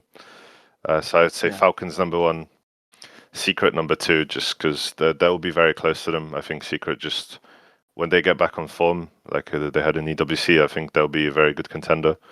And then G2 third, just purely because I think the other 2 teams just outclass them, and then BDS fourth. In my very humble opinion, I don't think BDS make the major if they play anyone else but us, but that's a topic for another time. I was going to say, Fett, it would have been nice if you'd actually done your pick'ems other than your joke M80 and only M80 so that we could now hold you accountable for what you had to say about the different teams. Because now you have the magic of seeing what y'all had to say. My pick'ems, by the way, I have the same top 3 that you guys all have. I have, statistically, I have Team Falcons doing the best. I have Secret very close behind them, and then I have G2 not terribly far behind. Intact and nudl, I don't know if you guys watched the episode, but we basically did like the pick'ems through like the Ubisoft website, which again, for those of you that are watching, it was in our last video. Go do your pick'ems, not just because it's fun, but you also gain like in-game rewards if you do well. Like there's like a gun skin, there's alpha packs, like it's definitely worth it. It was included in the last video. I'll make sure that it gets linked in this video too. But basically the way that I had it structured was I think Falcons, like what most of you have said, especially with that Solus buff, like Falcons are kind of due, right? Like they won what? They've of the actual circuit matches, what did they win? They won DreamHack. They won the DreamHack Major we did, right? Like that's it. Am I missing one? When they were with BDS? Stockholm, Sweden. Not Stockholm, the Sweden. Yeah, Jönköping. Yeah, the DreamHack Winter one, which was and I mean I think it's quite easy to kind of forget that whole thing happened. I think Falcons are due for like a big moment, and they got a lot of money. The meta I think suits them really, really well. The only thing is that they're going to be going up against a really hot Brazil, and I do think M80 is going to be a strong team as well. So I have Falcons probably making top 4. I don't think Secret makes top 4. My big thing with Secret is this. Yes, they've done well in EWC. Yes, they did well in the regular stages of EU. But I don't know what it was, but I have casted, I think, more Team Secret on LAN over the last like 2 years than any other like English caster. And all of my opinions of them are formed from like the bad games with Adrian doing like nothing, with Joom blowing up. And now Joom is amazing and Adrian is doing a lot better. Like, so I'm going to need some time before I can feel a little bit more confident in their abilities. G2 is just their G2. They either show up and they dominate or they do absolutely nothing. So I think they're a top 8 team. I think both are top 8 teams, but I think Falcons is the clear front runner. I think really it goes Furia, M80, Falcons in no real order. Those are the top 3 teams at this event. And I think, and I would bet money on it if I did, that one of those teams is going to win the whole thing. But in this region in particular, I think Team Falcons is just a cut above everybody else in EU. Now, with that said, we will turn towards our final region of the South America League. But before we get there, friends and potential enemies, we have our second ad read of the day, and it actually shares a name with a man who happens to be on this exact podcast, though admittedly it is not his telecom company. Just want to say that this was the sponsorship, etc., is brought to us by Mint Mobile, and I as a Canadian, I have heard of Mint Mobile before. Proud Canadian Ryan Reynolds involved in Mint Mobile. Unfortunately, up here in Canada, our telecom industry is really strictly regulated, which means that only like official, like 100% Canadian companies can run telecom companies up here, which means we have like the second most expensive telecom prices on the planet after, I think, Australia, which is not great. If Mint Mobile was available in Canada, I would absolutely consider switching over because we get fleeced up here. So why don't we talk about Mint Mobile a little bit? And again, thank you, Mint Mobile, for the sponsorship. Most holiday gifts end up in a drawer or the back of your closet or accidentally left at your cousin's house, but not this one. Mint Mobile is offering unlimited premium wireless for $15 a month. That's their best deal of the year and the only holiday gift you'll actually use every single day. That deal is happening right now. You can get a 3, 6, or 12-month unlimited plan for $15 a month. All Mint Mobile plans come with high-speed data and unlimited talk and text on America's largest 5G network. You can bring your current phone and number over to Mint, and there's no contracts, and most importantly, no nonsense.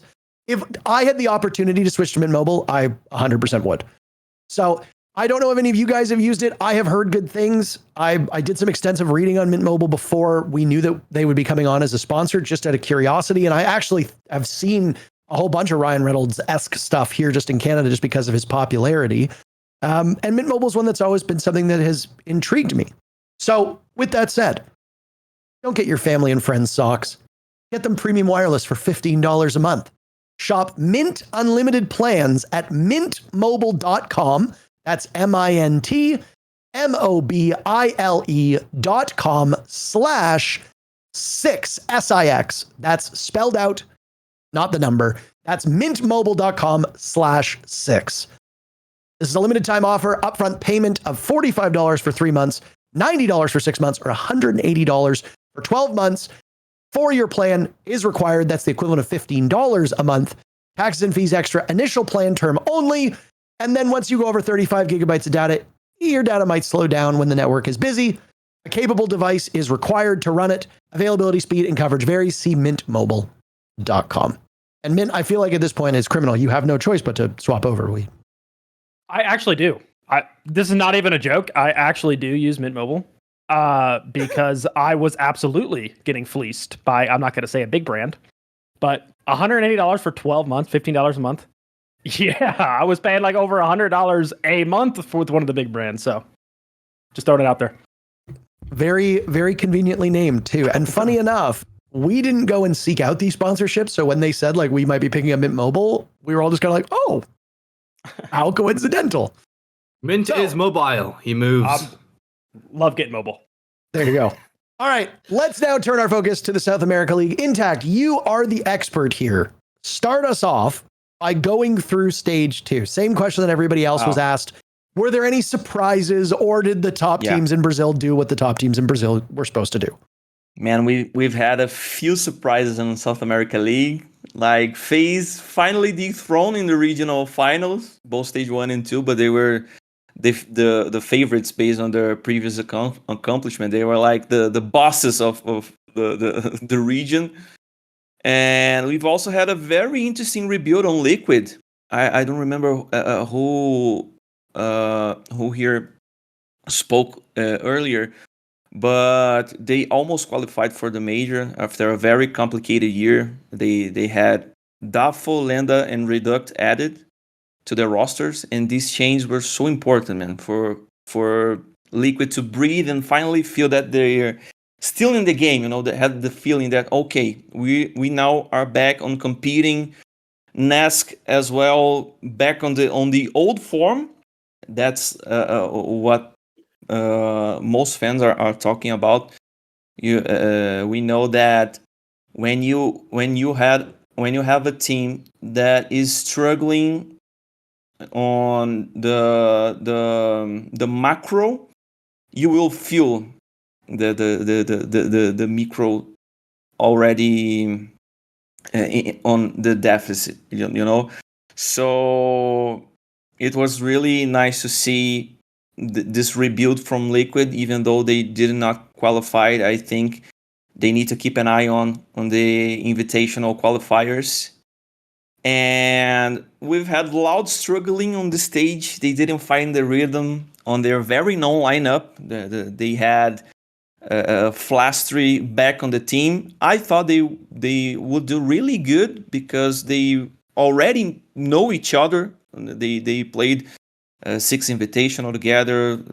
They had a really nice, how can I say, really nice accomplishments together. So it was a really bummer to see how things went out for them this stage. But one thing that I think we can all agree on is that Furia is one step ahead. They for me is like they know something that they don't share I don't think I can say Igor maybe will be the most brain man of the roster, and they understood something that other teams are still catching on. Of course, we have FaZe, 6 Invitational winner. We have W7M, which I think is the most gun skilled team at the moment in Brazil. W7M, though this is like blasting everyone out, but in every aspect, I think together, Furia is the team to be beaten right now in Brazil. You guys already talked about your top 4, and I really need to talk about mine. So I think Falcons will be the top team in this major, but Furia will be at their neck. Man, I don't think I can see another final instead of this Falcons and Furia. I know it will be it will have to be how can I say, on the bracket they will need to sort this out. Maybe we have semifinals against this 2 teams, but if we can have a final with those 2 teams would be amazing. And then 3 and 4, it will be SSG and M80, like I said. Yeah, I think that's a pretty good top. I think you're very heavy on NA. Even the NA guys, I feel like don't. yeah. I mean, I think they're. I love happy about this. it. I'm loving it. My perspective on this is like Brazil is so focused on EU right now because it's obviously that EU is catching the Brazilian flavor, so this is concerning. So, but I think that most teams will sleep on NA because what the other teams in Brazil speak is like they don't see NA as much as a challenge, a threat, yes, than EU, So right. I think this can be the point where NA surprise the Brazilian teams. Now, because I think you broke down the teams beautifully. Hearing about I'm a Loud fanboy myself, so love to hear you guys hear you talk and give your thoughts on Loud, the Liquid, W7M. I think you're spot on with the gun skill, but I'm very curious your thoughts kind of on NIP a little bit with where you think kind of they fit in, because I've kind of been glazing them a little bit on this podcast a bit. I actually have them making the top 8. I don't even have 3 NA teams making top 8, so I guess I'm an NA hater, which is crazy. Which I'm loving. I'll love it if as many NA boys making the top 8 as possible. But I just think NIP have been very good this year, and I'm also a big Igor fan and Furia fan, of course. And hearing Igor say that he thinks NIP is actually the second best team. What's your kind of thoughts on that? Yeah, I didn't do justice with NIP and didn't comment a lot on W7M as well. That's because W7M people here in Brazil thinks I'm biased because I used to coach the guys. So I tend to not speak in their favor. But NIP, man, their lineup is a really good thing to watch right now, a really good team to watch. But I think in playoffs they will maybe feel the pressure, because they are recently built team. Even though we have a lot of pretty strong names like Wizard, Cons, even Fantasy already played a lot of stages, has his own skin in the game. Yeah. But I think the maturity of the mentality of the players will count double this in this major. We have Falcons with fire in their eyes, like they had second place in, I don't know, it's like Montreal. Montreal. W7M, the new Manchester W7M has- beat them in Montreal. Yeah. Invitational, EWC, man, these guys are hungry. I see a very winning mentality right there. Furia, as I mentioned, they are in the perfect place mentally. I think I don't think they feel threatened by any other teams. Like in the competition, when you enter a competition with this mindset, even though maybe it's not true, it really benefits the mind of the team. They are not afraid to make mistakes. They're not afraid to make tough plays and reckless gameplays. Hurts. You already saw this guy playing. He's reckless. He's about the high risk, high reward play. And I still don't think NIP is there just yet for the playoff type of gameplay, because in Brazil, I think in the other regions is right. It's this way also. Brazil plays a whole different championship, a whole different tournament, and group stage or Swiss, and in playoffs. It's another game, another mindset. I don't know if this is real in Europe or NA. Yes. But in Brazil, I think NIP got a really good standings and matches in group stage, but I think they already showed mostly everything that they had. Of course, they will have time to do some things, some new stuff, but as we all see, I don't know if you guys saw the Furia or FaZe. FaZe, I didn't talk about FaZe as well, but they only played a few maps, like 2 or 3 maps. The whole stage, they have everything hidden until now. So this will count very much, I think, in this major. I'm so glad you said that about NIP, because I say this every time. I say this on the casts. I casted a lot of SA League this year. Yeah. Both in stage 1, a little bit less in stage 2, more in stage 1. So I didn't get to see firsthand as much of like the rise of NIP as a lot of others did, but I still went back and rewatched a lot of those games. NIP came like a couple minutes away from not even making the major, period. Right? Like I know that we talk about them as like this world beating team that's like, you know, supposedly one of the best. And I mean, I think Mint, you like to tout that Igor says that they're the best team in Brazil, but it's like I don't know. If they don't shake, but if they don't shake, yes, on their peak performance, right. On paper, but let's go Wolves. On paper, I think NIP is a great team, but in groups, when stakes are a little bit lower, they did really well. Obviously, they finished first, but then they go into the playoffs and up against what should be, I don't want to say weaker opposition, but like on paper, you should be beating all of these teams. NIP struggled, and the struggles were really pronounced, and teams were able to take advantage of like, if like Hates and Fantasy both did not show up in a match, it was basically curtains like that it was over, especially like Fantasy.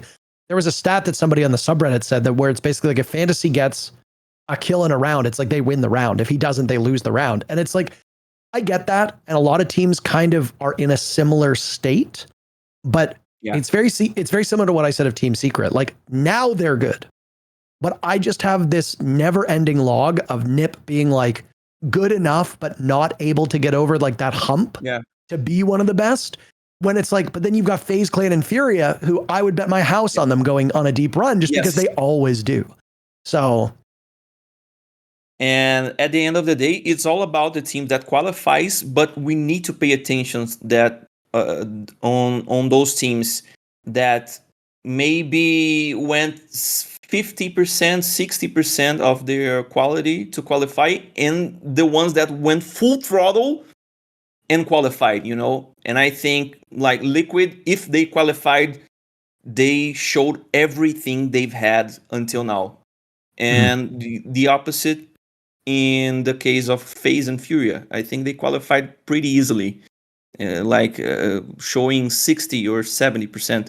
of their actual capacity, you know. So Yeah. we'll need to really keep this in mind. You know, the mentality of the of top tier teams in these situations is like, okay, we qualified and we didn't even have to show our full strength, you know. And NIP, I think the case is that they showed a lot, but they can surprise. Of course, they are really strong team.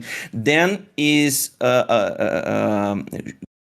giving them so much effort. He's a new coach and he's improving. And I think this, if he gets to the stage, it will be an experience that will mature not only him but the all team in general, you know.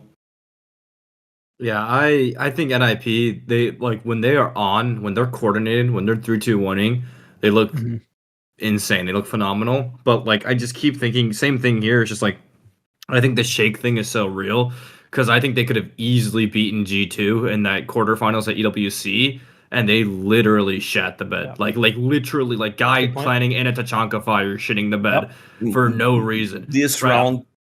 Yeah, that was a good one. Like, for no reason too. Like they're literally and then there's guys like running down the hallway dying to the same cut 400 times in a row. Like I don't know. Furia though, I'm actually really glad you brought this up because this is the exact question I wanted to ask you. Intact is Furia only winning on 2 maps for the majority of the stage, and the one time they played a different map, they lost. Obviously, going into playoffs, they had the other maps ready and they won in the playoffs. But it seems like I was going to ask you, do you think this takes away more from them because they'd have less game day reps on a wider map pool? Or it says they still have much more hidden, and it seems like you think they have much more hidden. So does that... Yeah, so for you, does that mean you rank it Furia, FaZe, W7, and IP, like in that order then? Yes. Okay. It's like Furia, FaZe, W7M, and IP, because I know that W7M hid most of their maps also. They played a lot of Clubhouse. They played Nighthaven Habs, I think, but even though Nighthaven is their strong map, they do only default and win. So it's amazing. And on Furia and FaZe, I've heard a lot of people say that FaZe went on a step down on their performance. They were not on their peak behavior, but I still think they are reserving the best flavor for the Major Munich, you know. And I think both teams will have a lot to show for the length of the competition, you know. And most things, I think that the coaches will try to hide until the playoffs. It's very risk, but knowing Igor and knowing Norris, they will try to hide as big gamblers. Yes, they gamble a lot, man. They really love to gamble, like their map pools. But it's really interesting because I've already saw people speaking like, oh, certain teams have a perma ban. Don't sleep on this, on the Brazilian teams, because it may look like they don't have the map, and boom. Out of a sudden, they wipe. Yeah, Igor did this to me. They perma-banned Bank on the group stage in 2022, and they went open. Yeah. And I think, okay, this is our home, guys. We'll certainly win. They went, I guess, 7-1. Holy shit! It's absurd. It's absurd. That's a nuts. I actually never knew that about Brazil. I don't know about you, and I guess I direct this question mostly at Mint. I've always heard of like hiding maps and hiding strats about like dominant teams in other esports. Maybe G2, like OG G2 dynasty way back when. Yeah. But like personally competing, I've never done, like I've only ever pulled full stops at every stage of my career, no matter what. So like for me, this is crazy. Like that's insane. That it's like at least from your account. I actually want to ask Mint, like, have you also encountered this? Have you done this on Dark Zero? Have you heard of other Uh, teams doing it? Definitely have heard of other teams doing it. Mainly Brazil, G2. Romalio's definitely a gambling man as well. We've seen it happen this stage, right? With their clubhouse pick. But no, it's been around like especially group stages when Wettables isn't here to defend himself, but when you know you're playing APAC teams. When you're playing APAC teams, we're not going to go to your strongest map. You're just going to go to like a pretty weak map that you can just play pretty defeld on. I've definitely heard of that, and then we've seen like you can almost tell though, like and that like you can almost tell when you're looking at the ban phase when they like subtly start letting a map that they permaban almost go through a couple times. Like you as a coach, we're looking through that and we're like, are they actually trying to play this map? Or foreshadowing or something. Yeah, and if we play them, like, and then you start thinking, like, if we play them, do we want to play them on that? Like, are we about to gamble on that? Like, it gets kind of scary because we've seen, Furia pulled out Labs against a team before, and they permaban that. Furia pulled out Consulate, both permabans for them. I've seen them play both maps. Face playing Chalet. Holy shit. Face playing Chalet, and it's now one of their best maps, right? Phase kind of looks scary there. It is kind of scary. Yeah, you never really know going into international. It's a Brazilian thing, I guess. Yeah, I guess now that I think about you two with the clubhouse banning all stage, well, it's out. Wow. But you're right. NA, no, we go in there like we're winning every game. Wow, yeah. I don't want to lose. I'm not gambling. I don't want to go to an event and we lose because we played a bad map, and then Brandon Carr GM looking at me like, what the hell, man? Like, dude, I was giving out our Night Haven like it was free candy, bro. We played tag on Night Haven, bro. Like, fuck. Oh my god. I also think a big thing in Brazil that's like a development that's happened more recently is I think Furia figured out phase. I don't know if that's it's not just international or domestically because it's also at Reload, right? Like they picked phase. Yeah. Yo, you guys, we play you guys for playoffs, and it fucking worked out. And they've also won against phase in Brazil in those playoffs, the last two stages. Is this also like a trend that's been talked about? Because I remember FaZe used to own Furia. I mean, it was like every single time they played it. Outside of the SI Grand Finals was literally a FaZe victory, right? Do you think that's going to be like, is that a big talking point in Brazil? Like, what's the thought behind that? I think the meta right now benefits Furia the most, I think, because we used to say that FaZe is a slow-paced team with a crazy individual that is Cyber. Cyber plays a whole different game. And I already spoke to him about this and asked him, and it's right, and that's pretty much it. It's a tactic with 4 individuals and Cyber doing other stuff. They really. I knew it. They have so much confidence in the game sense of Cyber, and you see him doing this one man lurks on attack 4-1s, and it works, man. I don't know how. It's just an individual thing, but Furia sorted this out, I think, the best way possible. And the meta, as I said, Furia right now, I think it's the most prepared team to deal with all kinds of metas. If you want to play shields, they have shields. If you want to play hunting and open kills, they know how to do it. If you want to play rotate, they also know how to do it. If you want to play with the big operators like Ying and Glass, they also know how to do it. So it's becoming more and more difficult to know what to expect about Furia. I think every game against every team, they went on a different skin. That's the feeling we have watching them play. So what would you say their weakness is then, as I get my pen out? Asking for a friend, of course. If I was to say, I think don't let them think. They have a really great power of adaptability. Really, and they don't rely only on the IGL, and I think that's one of the benefits that all teams need to have is have 2 or 3 vocal players. You know, one mid calling, one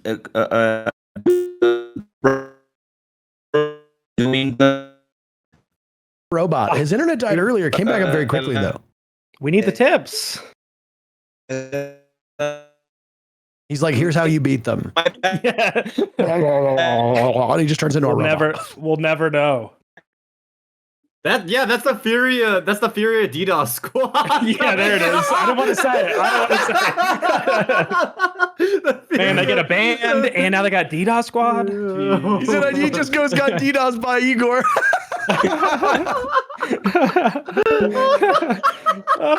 If they had a weakness,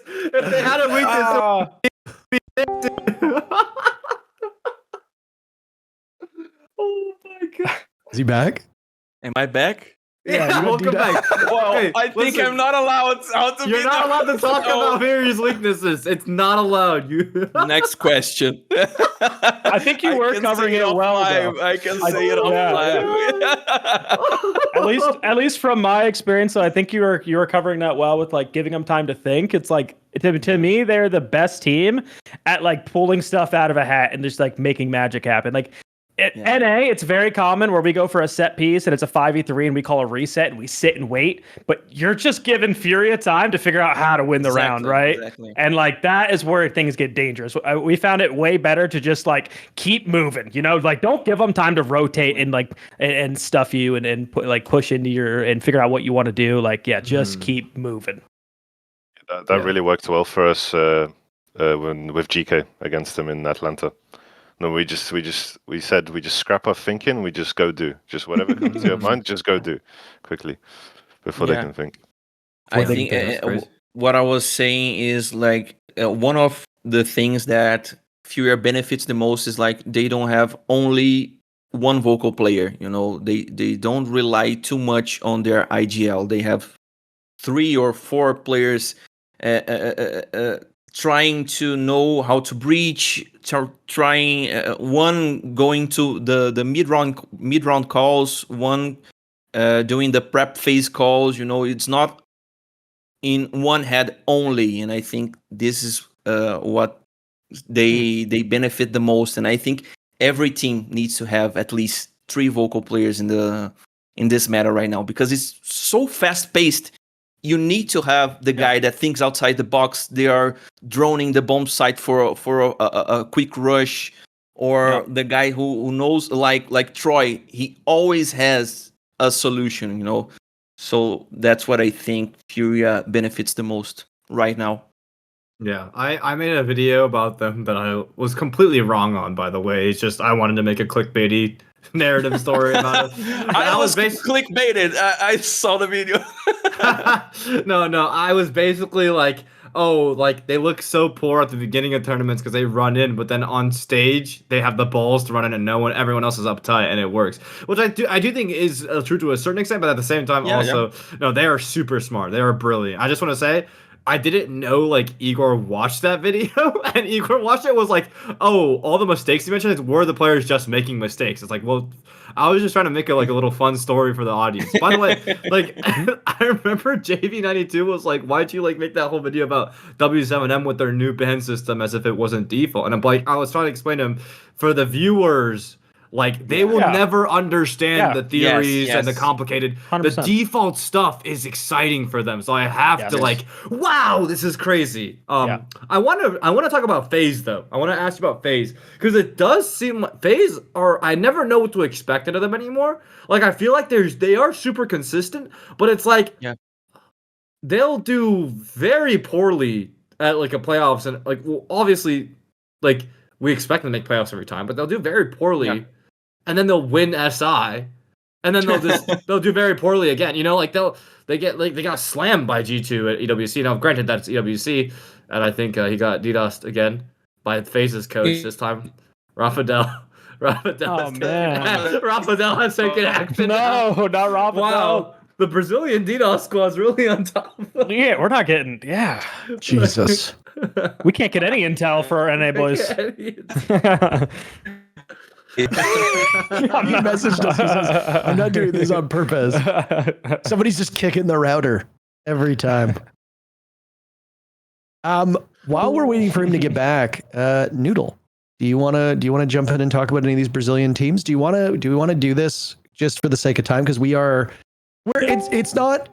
not killing it on time. Like we're not in terrible shape. But obviously this was always going to be a long show. Min, are you waving your hand because you want to, or? All right, Intact's back. Am I back? Oh, welcome back. Okay, the second DDoS. DDoS. Just kidding. It's raining really heavily here in Brazil. Mm. But what I was saying, it was FaZe. It was Yes. That's FaZe. question. Yeah. Man, I think FaZe is one of the most tech team in Brazil, and I think they rely too much on their individuality. Individual skills like Handy. When he is on his peak performance, I know he is the best player in Brazil. Best player in Brazil. Yeah. Cyber is crazy, and what let me rephrase it. When what he does is right, the team wins. But when he's off timing, he's being killed a lot, FaZe disappears. You can see this happening a lot, So it's really most about the 5 pieces on a great moment, on a great day, than in comparison of the other teams, So I guess they had a really great run on SI when they won. They have their 5 on their peak performance. Vita King, oh my god, what was that? He was IGLing so damn good. I was there on Boston. I could hear him. I could get a brief moment with the team, and they were really brilliant on that tournament. But when they fall apart, you will end up seeing KDS with the 4.0 KD, like 15-2, and the other guys doesn't enter in the game, And I think they're struggling with this right now. They are pretty well. The other teams has a really easy way on reading them, They right now tactically they are not special, Yeah. But what brings them together is their gunfights, their craziness, their unpredictability. So for me, FaZe is like this. I expect them on top 8. That's why I didn't put them in top 4, because I think they are relying too much on specific pieces. Shopify Rebellion, in my opinion, they rely too much on Spoit sometimes, and It's especially G2. true in the playoffs, by the way. Yeah, Spoit bailed them out of so many bad situations. Yeah. It was insane. Yeah, and G2 as well. I think if those teams work on this, they might have a chance to win.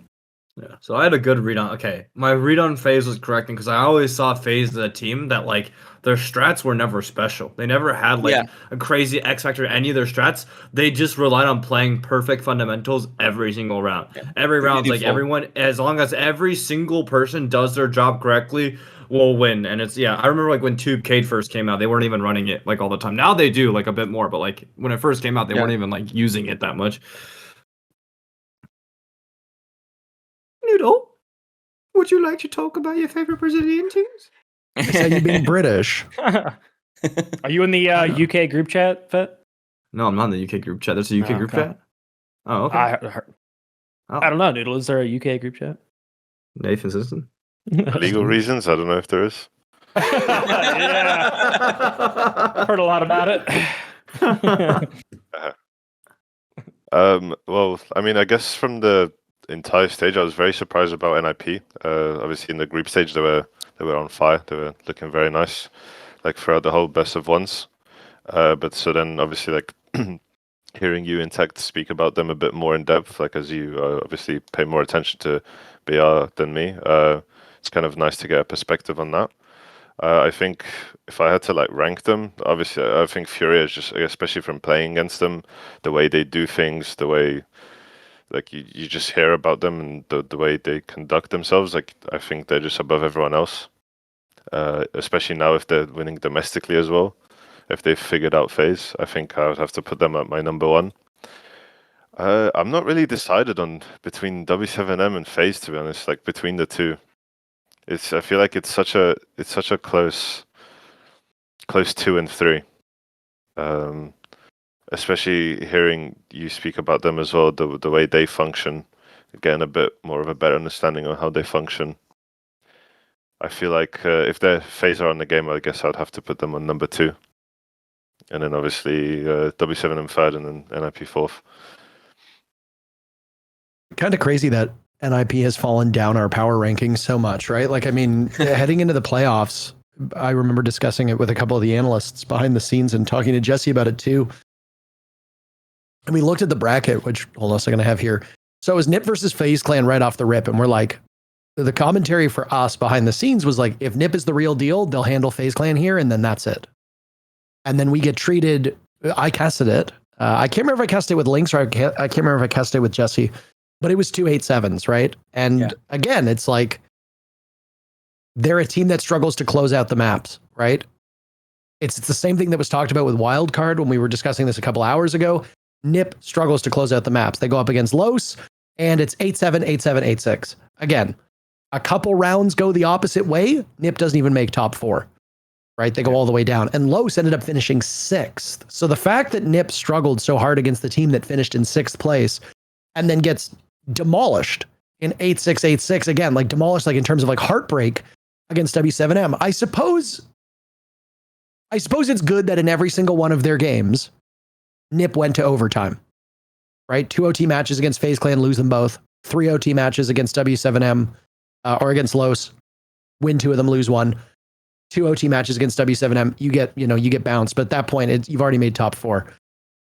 I suppose it's good that they're able to stick with good teams, but it doesn't give me much confidence. And I think with what we're all saying here, we all seem to be relatively on similar wavelengths, where it's like, if NIP is on, they're great and they're like almost unstoppable. But never once during the playoffs was NIP on. NIP was like barely good enough across the 7 maps that they played. And barely good enough might get you top 4 in your region, but it's going to get you a fast road home in the Munich Major. And if I remember correctly, I think I actually have NIP going out 0-3 in my pick'ems because of the way that the matchups go. And do I honestly think NIP's going to go out 0-3? Probably not.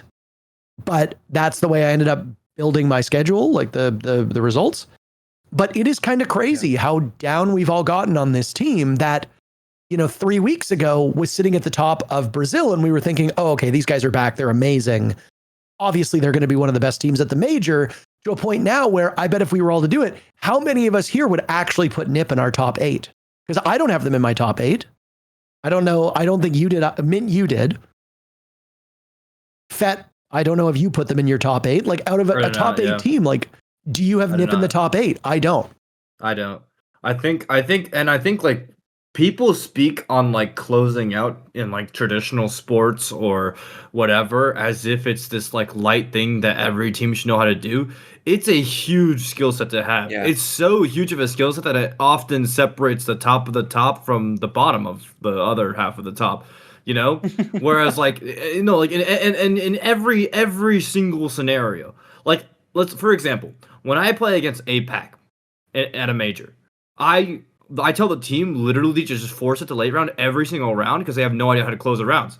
Because that region is all openings, right? It's an underdeveloped region, so therefore it's all opening play, and therefore they have no idea the win cons in the various scenarios. So that's like closing out rounds. Well, what about closing out games? It's the same thing there. having the mentality to do that. Closing out, people think it's like, oh, the teams that struggle with closing out 5v3s, all they have to do is just not throw. It's like, no, it's not just not throwing. It's a skill set. It's a conversion skill set. You have to work on the skill set. And if every day you show up to scrims and you're like, oh, we got a 5v3, we can now do whatever the fuck, you've stopped working on it, and that's why you lose it on game days. Meanwhile, Likeyfac is practicing every scrim to clutch up, like to play every 2v5 as if he's trying his hardest to win it. I don't know, I'm assuming. I don't know if they troll or not, right? But you know, a team that practices to win a 3v5 every time and not give up, when they play against a team that gets a 5v3 and practices, and then they just, you know, it's whatever from there, the team that in the 3v5 will end up coming out on top, right? So I think closing out is like, it's a big skill, and it's not something that we lightly gloss over, like, oh, they're just throwing. If they stop throwing, they would win. It's like, I think you will work on it. You work on it, and once you work on it, that separates you into a top tier team. I totally agree. In Brazil, we say that winning 5v3s or 3v5s and also the open kill aspect is two of the best qualities on a team or a player, you know, so because it's really hard. People imagine otherwise. 5v3, it's really simple. No, not like this. And as I said, W7M only learned how to deal with this on EWC. Norris said to me, we learned playing against BDS, Falcons right now, BDS, because the way they play 3v5s or 5v3s, it's different than everybody else. They are 5v3s. If they have 1 minute remaining, they will sit and not move. They will expect the defense to do to try and take back the disadvantage, you know. And the way they read this type of behavior, it's amazing. So I think it's an important point to be said. Just for the sake of time, just because we are running into not too late, but I do actually need to go in about 20 minutes or so. Do we want to do our power rankings, like officially, like lay them all out, all four? We'll go through everybody. Where do you think they'll finish, etc. Wrap up SAL, and then we can focus on what JJ talked about before he left, which is what we just think the end result is going to be for the Munich Major, and then kind of put a nice bow on this and say goodbye. Is that okay? Does that work with everybody? Yes. Yeah. All right. Nudl, I'm starting with you. Furia first. Phase second, W7M third, and then NIP fourth. Mint. CAG. I'm just CAG. You're in the wrong region, CAG. brother. Oh, my bad. Yeah, I think Furia, Phase, W7M, NIP. Fett? NIP, W7M, actually, sorry. Yeah, Furia, Phase, W7, NIP. I think Phase, I think the map, I don't know. I think adding in Chalet makes them a little bit more deadly, and then yeah, I think internationally, I think they might just edge out W7M, but even though W7M got a better result domestically. And Intact. I agree. For me, it's Furia, Phase, W7M, and NIP. I'm in the same boat. The only person who's off right with that is Mint, who put NIP just a little bit above W7M, but I have to imagine you probably have them relatively close though, right? Like you probably, Oh yeah. It's just because it's just the matchups. That's all. Yeah. Yeah. So this now raises the question. I know Intact, you did kind of talk about your top four here, but let's go through what do we think will be the winner of the Munich Major? What do we think the top four is? I will be glad to start here because I just capped it off. I said earlier on in the show, I think Furia is the high water mark for Brazil. I think M80 is the same with NA, and I think Falcons are the same with EML. Yeah. I don't know which team finishes fourth. I think it's going to come down to brackets. I think it's going to come down to whichever team gets hot because, as was pointed out, like JJ was right. There is a team that always blows up, and there's always one or two teams that just gets frighteningly hot out of nowhere, right? It was that old Rafa Company Academy at Boston, if people will recall. It always seems to be a Brazilian team. It was MIBR a couple seasons ago at SI as well, if people remember. And it's just like all of a sudden out of nowhere, these teams get really, really hot. I'm going to say, and I know that this might be a bit of a homer bias here, but I honestly believe that SSG is going to be that fourth place team. I think they have been making steady improvements. I think their culture is good. I think the meta is going to benefit them. I think they're going to come in, and I think they're going to do very, very well. I mean, it's either between them or FaZe Clan for that fourth and final spot, because I think FaZe are going to be very good. I think to your point, Intact, you're absolutely correct. I think FaZe realize you just won SI in Boston. You don't really need to try as hard. Go to EWC, have a great time, come here, and now try to cement your place by winning yet again. I think FaZe Clan are going to be a really good team. And when they want to try, they can really try. And to your point, I watched a lot of and casted a lot of their playoff matches, and they didn't really look like they were trying that much. Like, they were laughing. They didn't look upset. They didn't look bothered. They're just like, fuck it, whatever. We're top 4. Yeah, let's see how far we can go. And that was it, right? And they didn't even make the final 2. And I don't think they really care about that. I think they know that the job is to come to Munich and do as well as they can. If they've been hiding stuff, they are going to be a force to be reckoned with. Just as they manhandled Boston, I think they can do the same here with Munich. So it's going to come down to either them or SSG for that fourth and final spot. But I honestly think Furia is going to win the event. I with the way JV's 92 is playing, he's having the best year of his career. With the fact that KZ has taken a bit of a step back, I think it's really helping the team. It's allowed JV to flourish. If Herds can show up and be consistent and not die early, if Herds actually frags well with JV92, I don't think anybody's beating Furia. But I do think the final will be Furia M80, and I think Furia ends up taking it. I don't want Furia to win because JV is getting too cocky. I can't handle him. Just kidding, JV. I love you, cheering for you guys. But he's indeed getting too cocky. But for me, Falcons is gonna be the first to be reckoned with in this major. So I'll rank them number 1 in champion Falcons, second place Furia, third place I will have M80, and fourth SSG. There we go. I want M80 to win, so I'm gonna put M80 first place because I truly believe in them.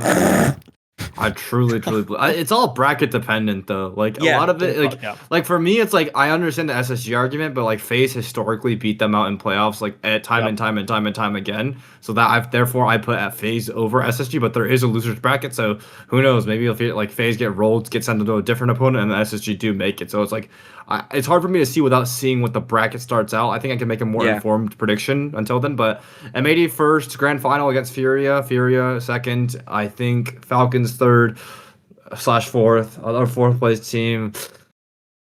Oh, I don't know.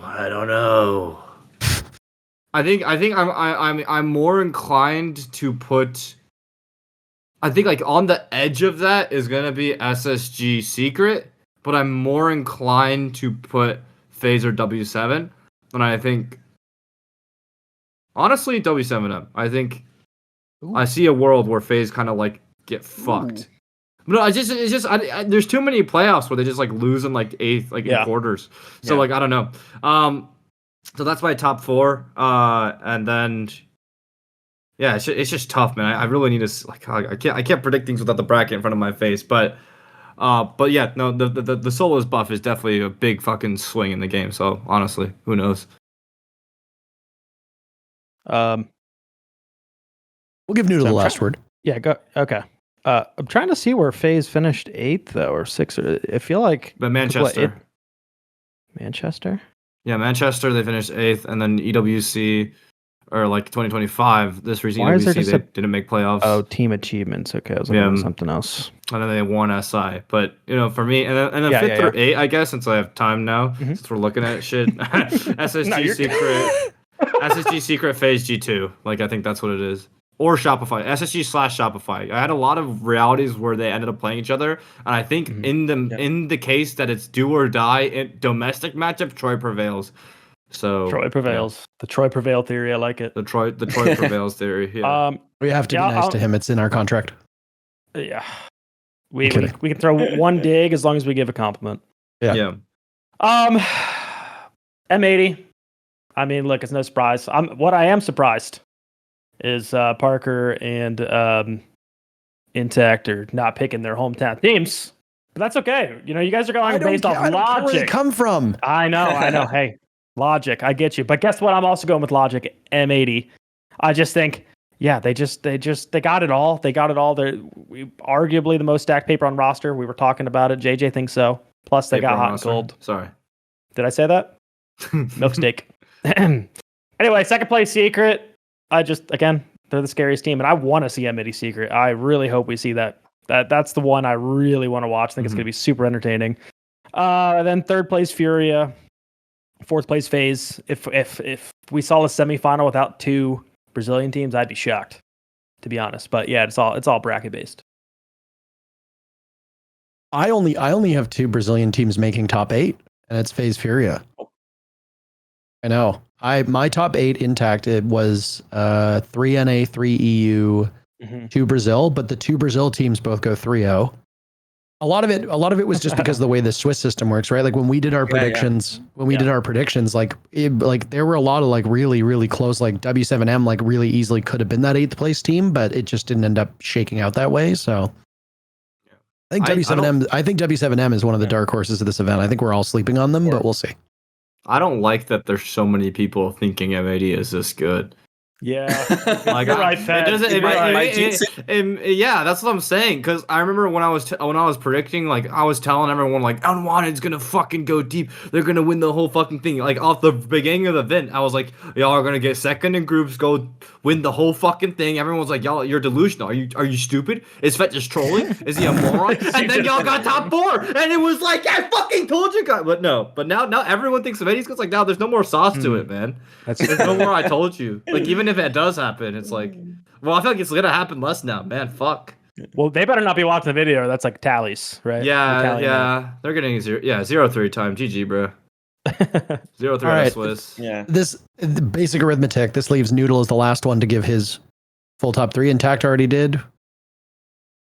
I think it's just knowing how much Falcons won it, and the year they've had. I think I would just have to put them at first. I was really debating Furia or M80 for the second place, but I think there's going to be so much expectation on M80, like Fett just said.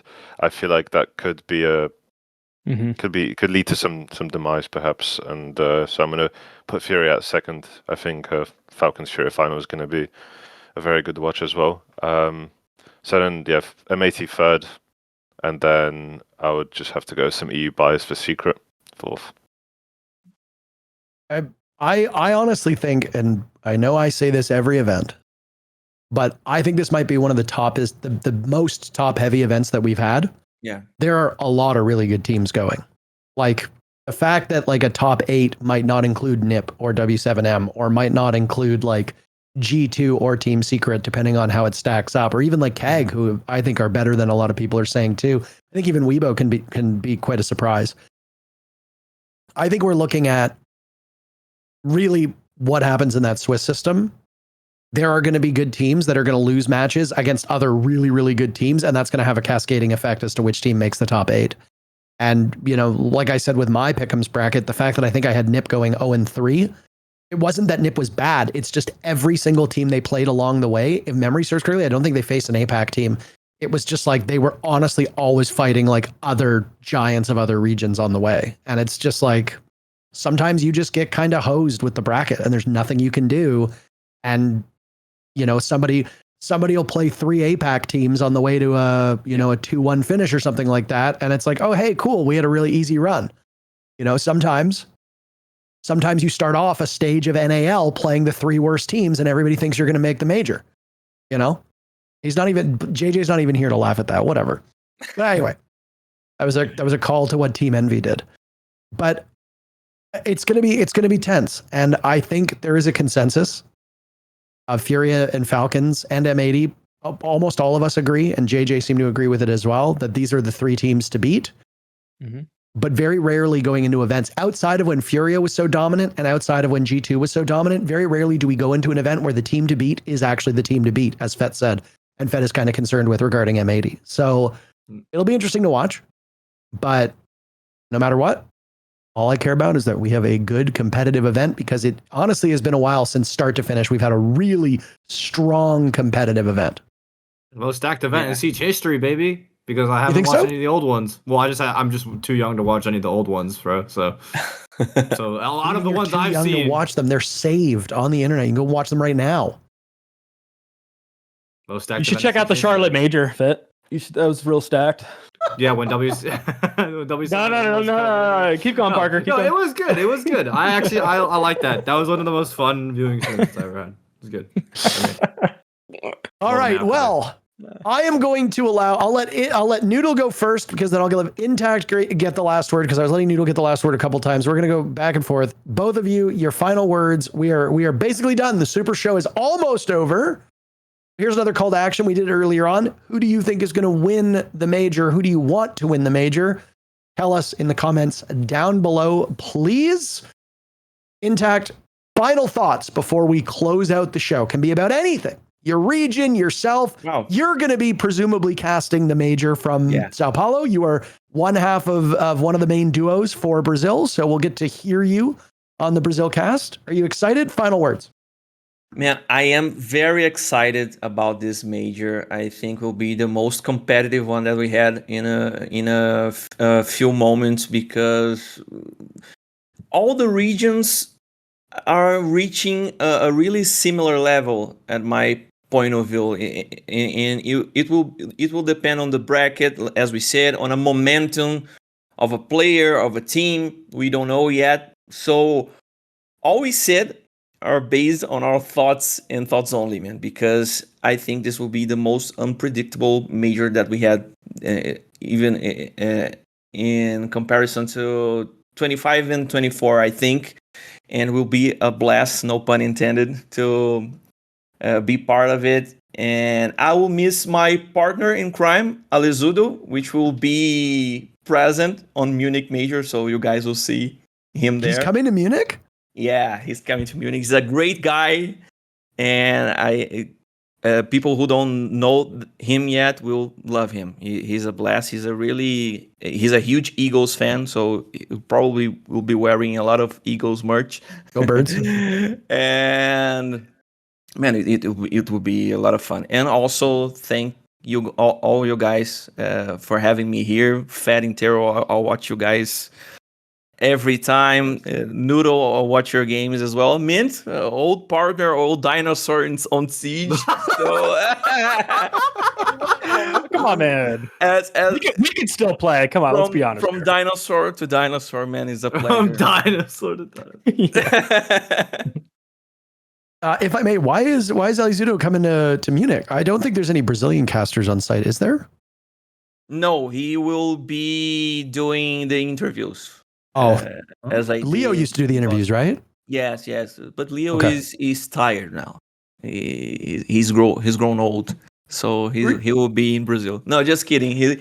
He have had a lot of things going on, and so I stepped up on Montreal and Boston, and Alezudo will be on Munich now, and Maria will be working with Blast. She's with us. She's with us. We've stolen her. You guys stole Maria. Her. Yeah. She's on the English language broadcast. So who are you casting with? Have you announced it yet? Is it still a secret? It is still a secret, but I think the guys will like it. We had a really pretty good mashup on our team. So today is Sunday, November 2nd. This episode will go live either Thursday, November 6th or Friday, November 7th. So like a day or two before the event. Like this is going to go live like later in the week, like almost a week from now. So like I was able to say like, hey, I'm working the Munich Major because I knew the announcement on the last episode would come out before our show went live. So you don't need to spill anything ahead of time if you don't want, but it will be coming out on either the 6th or the 7th, one of those 2 days. So yeah, I actually don't know who am I casting with from the Munich Major forward, because Alezudo, he is saying goodbye to Siege. I can say this right now because the post will only be available like 6th or 7th. He will be casting the Kings League and other cool stuff. So I will miss you. I love Alezudo, man. That sucks. Man, that really sucks.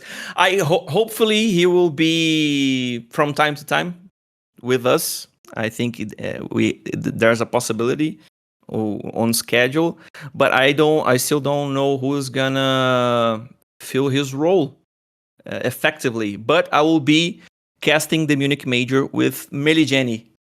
Ooh. And Retalia will be shoutcasting for the first time. All right. Well, This we'll will be make sure fun. this goes live on the 7th then, just so that we're avoiding any potential issues here. Fett's camera has died for those that have a visual component. So Fett is I have gone. no idea what just happened to my camera. What the hell? That's okay. Come But that back. is sad. I really like Aizudo. I've seen him at a number of events. Great guy, awesome guy. That's a bummer, but hopefully onwards and upwards. Yeah. You guys were a great duo. I don't speak Portuguese at all, but his We had energy really is good insane, friends and you're chemistry. able to match it. And I like the flow of you guys. I got to stand near you in Sao Paulo when you guys were casting. It was great. You were a terrific duo, and I hope nothing but the best for you as you find a new person to work with. So there you go. Thank you. It's really hard to find another duo, and I know that. Yeah, you tell me, and even with the same kind of humor, same kind of feeling, so it will be a new experience for me. I'm really looking forward to what comes next. Well, good luck. And thank you very much for much. joining us on the show. All your Pleasure's all socials and mine. stuff will be down there. If you're watching this and you speak Portuguese or you just want a little Yeah. bit more hype than a lot of the NA guys can bring. And I hope my English is not that bad. I hope Your you English guys was amazing, understood. Your English was amazing. Thank Don't you. even sweat. Yeah. Perfect. Nudl, anything you want to say about yourself, about your team, the show, etc.? You're basically going to get closing thoughts. Yeah, I'm just excited for this major to unfold. I think the bracket's going to be really exciting to see how that goes. It's going to be, well, unfortunately, going to be fun, I guess, to watch it from home and learn from all the good teams attending the major. As for our team, I hope we're going to see everyone back in EML next year, maybe even SI if that goes well, because we still have quals. But yeah, I really appreciate the opportunity to speak with you guys today here. I hope I brought some nice perspectives and good points in to the discussion. And yeah, that's about it. Thank you very much.